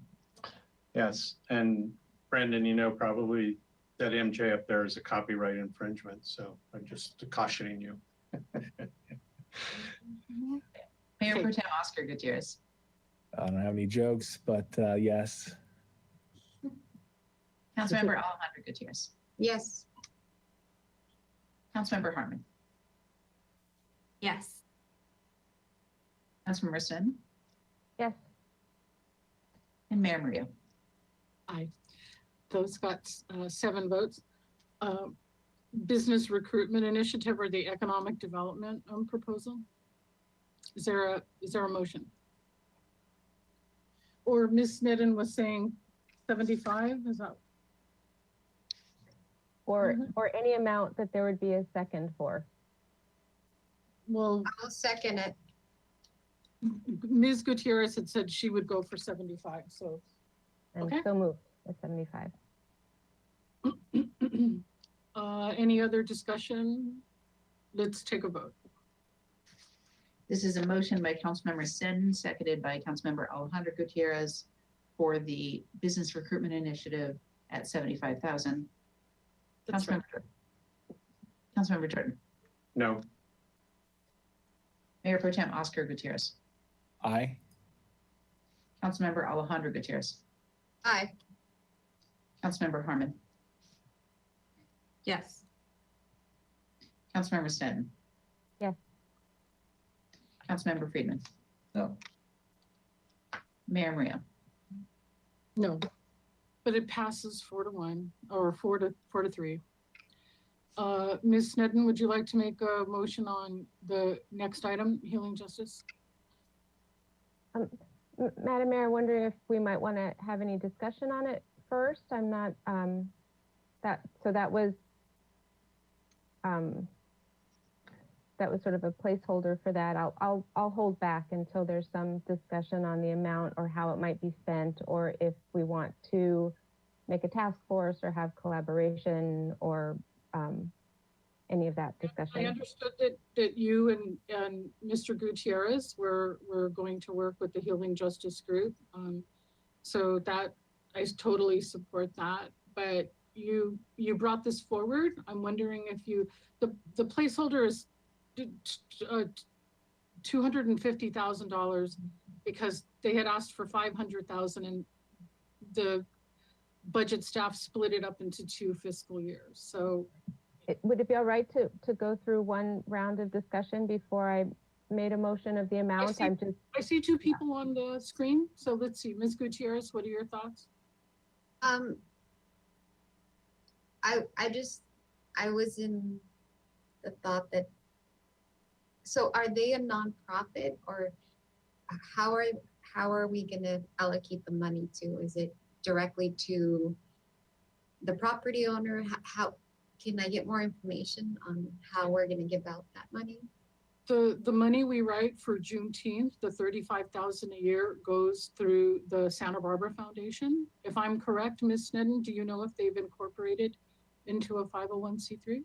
No, and that's what I wanted to put forward. I do think we need to see a written proposal. It's not jumping through hoops or anything. It's just it would not be responsible to disperse funds without seeing a proposal and have some discussion about, if we have exhausted our possibilities of spaces, or $500,000 going to rent, I don't think is a prudent use of those funds. And so I'm hoping for maybe a placeholder with further discussion and collaboration and a way to move forward on that. I myself am not going to support just rent for 2 years at $500,000. So that's what I'm looking for, what might be acceptable to council for how to proceed, but with the idea that we would be proceeding with funds maybe held until this is sorted out exactly what the structure is. Well, let's hear from Ms. Harmon. And in the meantime, I would ask Mr. Casey or somebody from community development that's familiar with the CDBG monies. Those can be used for capital. So if somebody in staff could be preparing an answer, if say Ms. Sneddon and Mr. Gutierrez work with Healing Justice and they come up with a plan, and then they could actually apply for, and there was some structure put in place, then they could apply for CDBG money. So that's one thought. Ms. Harmon, what's your thought? Thanks, Madam Mayor. Yeah, this is extremely difficult. I would say first, because I do, as my colleagues have said, feel extremely strongly about needing to take this moment to lift up this work and ensure that it comes to fruition in a sustainable way. And that's part of where I struggle, because I don't, I spend my weeks on finance committee talking about this week after week after week. I can't make financial decisions without clear business plans, without organizational structures. These are just sort of the key things to ensuring sustainability over the long term of a project's life. So for me, as I suggested a couple weeks ago, I truly believe that the best path forward to getting city funding, to getting funding for this project, is for a formal ad hoc committee to be put in place by this council, so that Councilmember Sneddon and Councilmember Gutierrez can work with this organization to dot all the I's, cross the T's that frankly just need to be done for the allocation of city monies, so that we can work with the county, so that we can get the plan in place, so this money can be allocated in a way that's sustainable and ongoing, and so that we can see this truly come to fruition for the long term. So I would really like to suggest that as an option. And one of the positives, I think, for me about the concept of the ad hoc committee is that it is a formal commitment, that it does allow this to be agendized in front of this council. We saw that with the commercial fishermen. Conversations were had, work was done, the plan was developed in conjunction with council members, and it came back in a formal way for funding to council. So, it's not like just going to a committee and we never hear about it again. It's a mechanism for getting it back on the agenda and making sure that it stays at the forefront of the agenda. So for me, that's what I support right now, and I hope my colleagues will pursue that. And I know there are opportunities at the county for this to be a multi-jurisdictional effort. I think let's do this task force. Let's do the work first, and funding will flow from there in a sustainable way. Thanks, Madam Mayor. Thanks for your thoughts. Mr. Jordan, your thoughts? Thank you, Madam Mayor. I agree with that path, before Ms. Harmon laid out that path, my first thought was this is clearly just a two-person memo that needs to come back with a better memo.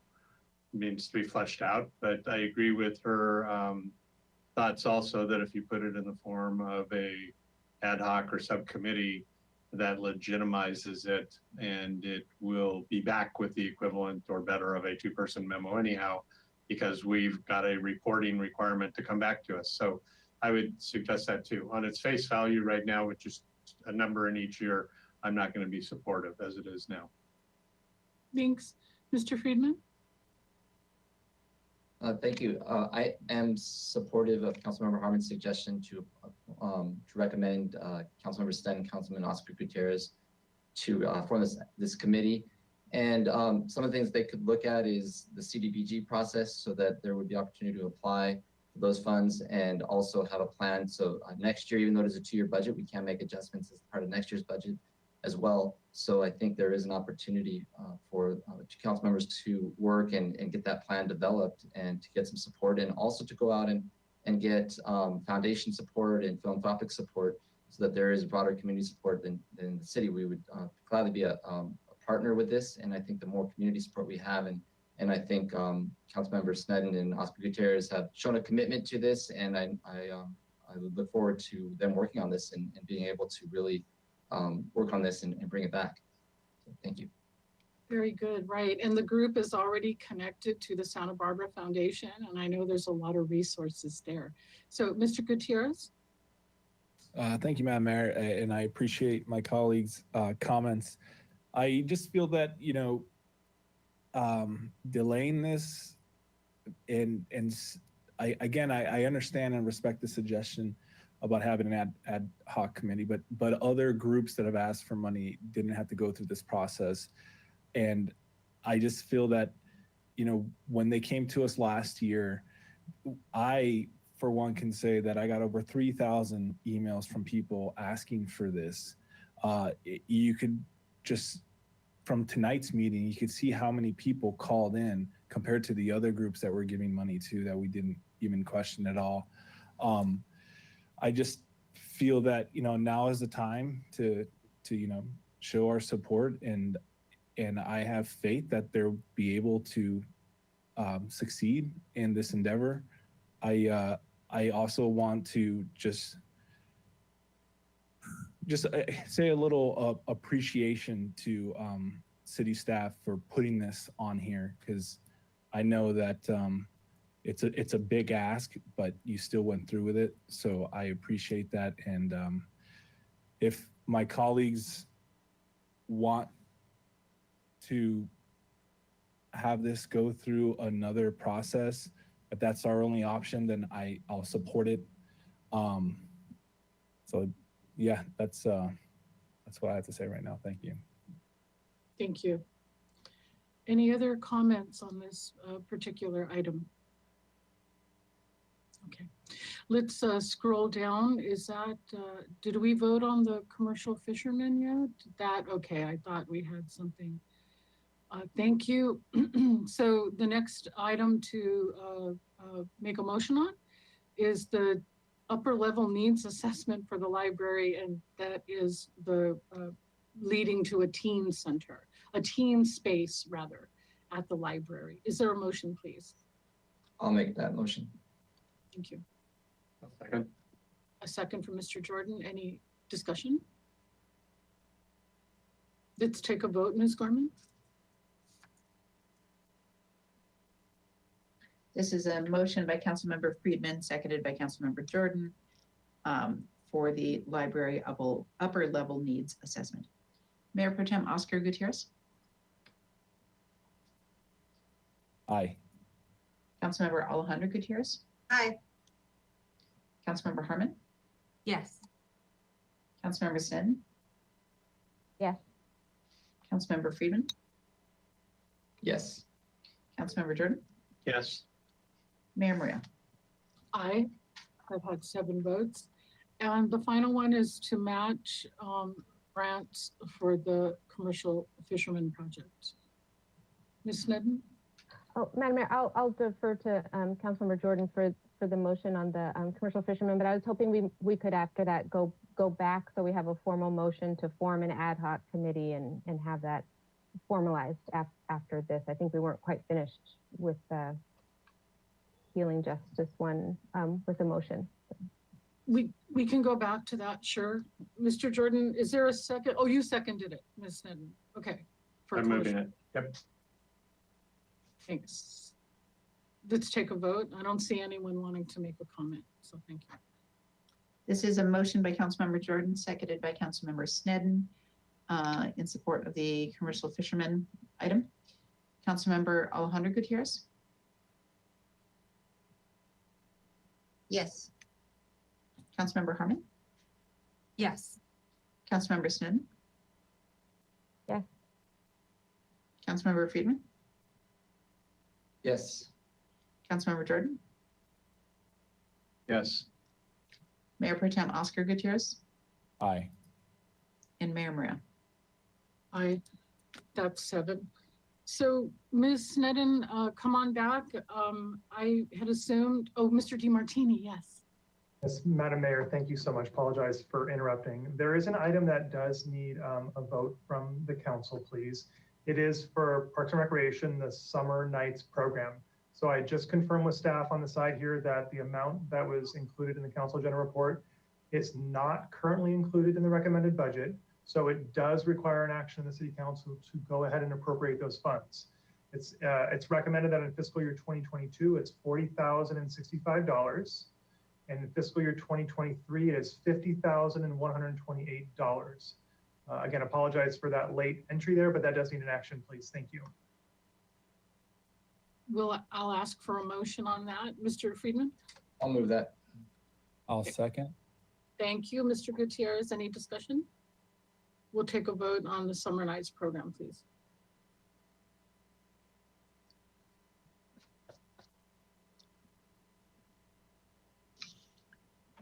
This is a motion by Councilmember Friedman, seconded by Mayor Pro Tem Oscar Gutierrez for the Summer Night program at $40,065 for FY22, $50,128 for FY23.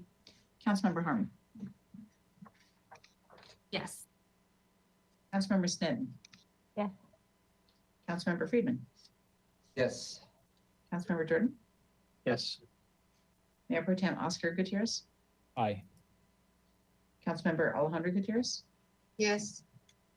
And Mayor Maria. Aye. Okay.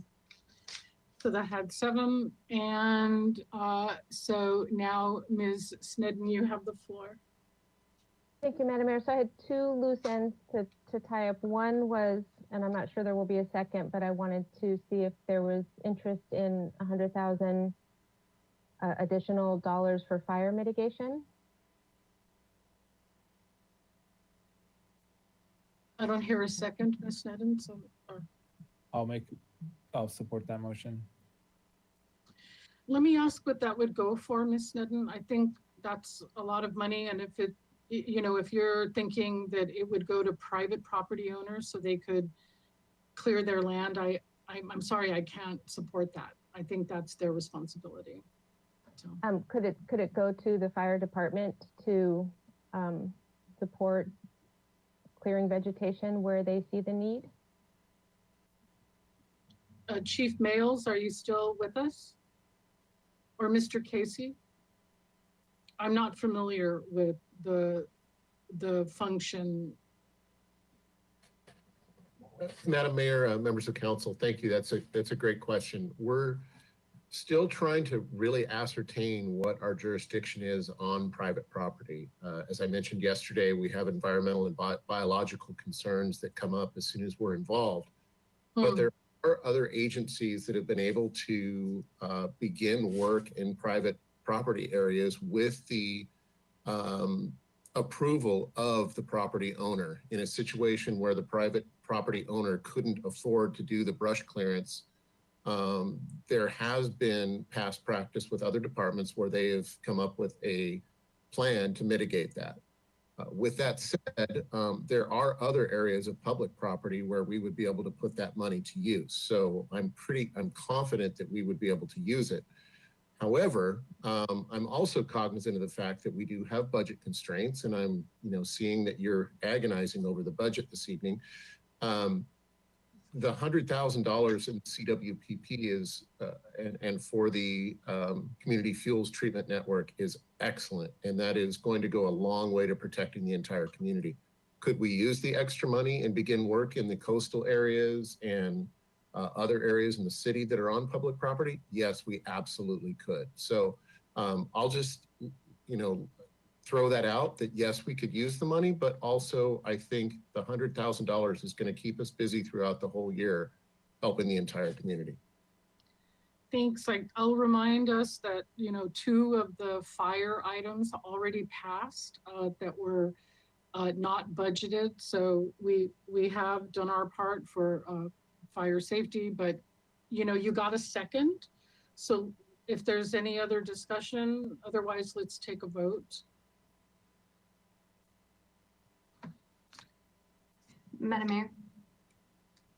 Yes, Ms. Harmon, go ahead. I'll just say I really appreciate the instinct behind this and agree, this is a priority, but I don't there's no clear plan. I don't know really, what this would be for. I mean, I sort of in general, but it's a little bit too amorphous for me. So once again, if we can come up with something very clear that is a demonstrable plan, that would be something I would support, but it's not something I can do just like tonight as a one-off, so I'll be voting no. Thank you.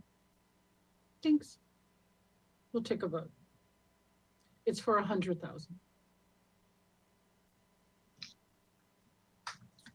Very good. This is a motion by Councilmember Snedden, seconded by Mayor Pro Tem Oscar Gutierrez for $100,000 for fire mitigation. Councilmember Snedden.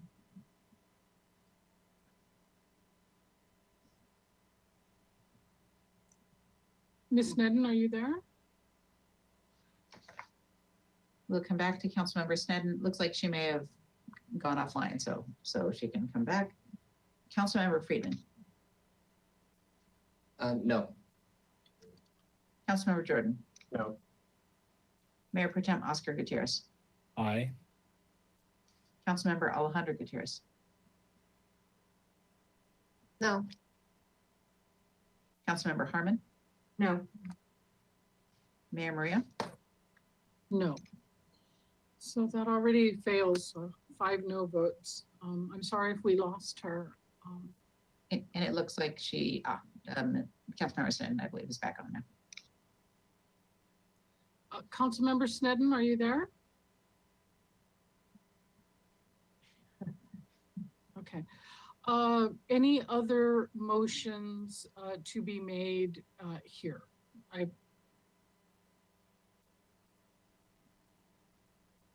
Mr. Yeah, Gutierrez? Madam Mayor, yes, Mr. Colon. I'm sorry, Honorable Mayor, Councilmember Snedden should be afforded an opportunity to vote on her motion. Okay, well, I wonder if we should take a break and wait for her. Mr. DeMartini, we've pretty much concluded our business, right? Or am I missing something? We'll wait for Ms. Snedden, yeah. Yeah, because Madam Mayor, she had an additional measure, I believe, on the healing justice item that I agree we still need kind of some conclusion on that one way or the other. Okay, of course, yes, of course. I was just wondering how we would. She's not back. Oh. She is not back. And Ms. Snedden, if you were listening, otherwise, if you log in as an attendee, we can hear you just. I see her in the list, but maybe that's because she was there and then left. Yes, it looks like she is. That entry is offline. So if you do log in again, Ms. Snedden, as an attendee, we can unmute you and you can be audio only. I think we can take a 5-minute recess. We're in recess. Thank you.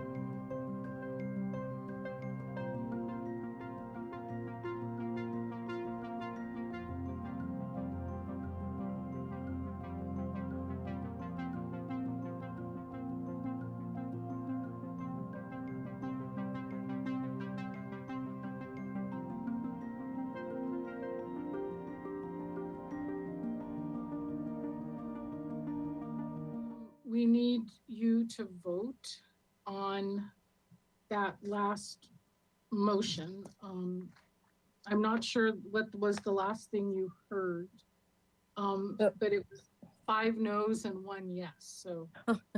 Okay, do I just vote yes now? Yes, ma'am. It was your motion, so we wanted to give you the opportunity to vote. Thank you. Are we back in session right now? We are back in session, yes. Okay, thank you. I apologize. My vote is yes. Thank you. Okay, very good. So that didn't pass. But you had one more item to talk about, which was about a 2-person delegation to Healing Justice, or what the community plan might be. Thank you, Madam Mayor. Yes, I did just want to formalize that with the commitment of working toward the opening the center and working in collaboration with county representatives as well. Great. Mr. Casey, do we need a motion on that? It seemed from the discussion that we had a couple of weeks ago that you and Mr. Gutierrez would take that leadership. Madam Mayor, I would recommend a motion, yes. Okay. If you would make a motion then, Ms. Snedden? I move that we formalize an ad hoc committee of 2, Councilmember Gutierrez and myself, to be committed to working towards opening a Black and African Community Resource Center in collaboration with the county and other funders. Mr. Gutierrez, would you second that? I second that motion. Okay, very good. And any other discussion? And we'll take a vote. Ms. Clerk. This is the motion by Councilmember Snedden, seconded by seconded by Mayor Pro Tem Oscar Gutierrez, to formalize an ad hoc committee of 2 council members, Oscar Gutierrez and Kristen Snedden, to be committed to working towards opening a Black and African Community Resource Center in collaboration with the county and other funders. Councilmember Friedman. Yes. Councilmember Jordan. Yes. Mayor Pro Tem Oscar Gutierrez. Aye. Councilmember Alejandro Gutierrez.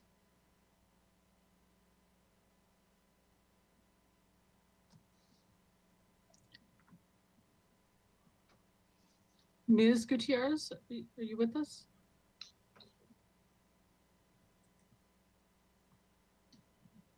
Madam Mayor, it looks like Ms. Gutierrez may have dropped off the meeting. Okay. Councilmember Harmon. Yes. Councilmember Snedden. Yes. Mayor Murillo. Aye. So that passes with 6 votes. Okay. Mr. DeMartini, if you would come back, or Mr. Casey, you had a nice calendar of budget-related events. But this isn't the total last word, right? We're coming back for the 218 hearing. So for people at home, that means when we issue taxes, right? There's a formality. Maybe you could tell us what that means. Yeah. Sure, Madam Mayor, thank you. Yes, there is a scheduled budget-related item next week at the City Council on June 15th for a Proposition 218 hearing for rate increases for water and for solid waste. And then on June 22nd, the Finance Committee will hear the recommended fee changes for the Public Works and Community Development departments. And then on the 22nd, also, the City Council is scheduled to vote on the adoption of the full budget. So after tonight's session, staff will make all these necessary changes to the budget so that we can bring to you the final recommended budget for June 22nd.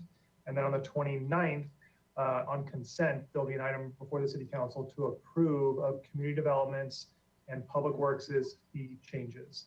But Madam Mayor, before we conclude the items this evening, because the votes that just occurred on these council recommendations and the outside agency requests were conducted under sort of the straw poll framework, it would be staff's recommendation that you take a final action, a final vote to sort of approve in total for all of the items which already achieved approval through the straw man. So I might recommend that you do that, Madam Mayor. So the motion would be an omnibus motion to formally adopt all the items that we voted on today. Yeah, that you voted approval for the items that you voted on today. That's correct. Mr. Jordan, is that a motion? Make that motion, which is a motion to approve everything I'm looking at on the sheet that we voted on accordingly. I'll second that. Is there any other discussion? Ms. Clerk, you got two versions of that motion. Not sure which one you're going to pick. I'll try the first and I'm happy to be corrected. Please take the better one. Motion by Councilmember Jordan, seconded by Mayor Murillo for an omnibus motion to formally approve the items voted on tonight. Councilmember Jordan. I think items that we approved tonight. Okay. Items, formally approve items approved tonight. Yes. Okay. Councilmember Jordan. Yes, again. Sorry. Give me two votes. Mayor Pro Tem Oscar Gutierrez. Aye. Councilmember Alejandro Gutierrez. Yes. Councilmember Harmon. Yes. Councilmember Snedden. Yes. Councilmember Friedman. Yes. Mayor Maria. Aye. Thank you. That passes unanimously. That concludes this item. Thank you to our budget staff, and will be adjourned to Tuesday for our meeting on Tuesday. Meeting adjourned.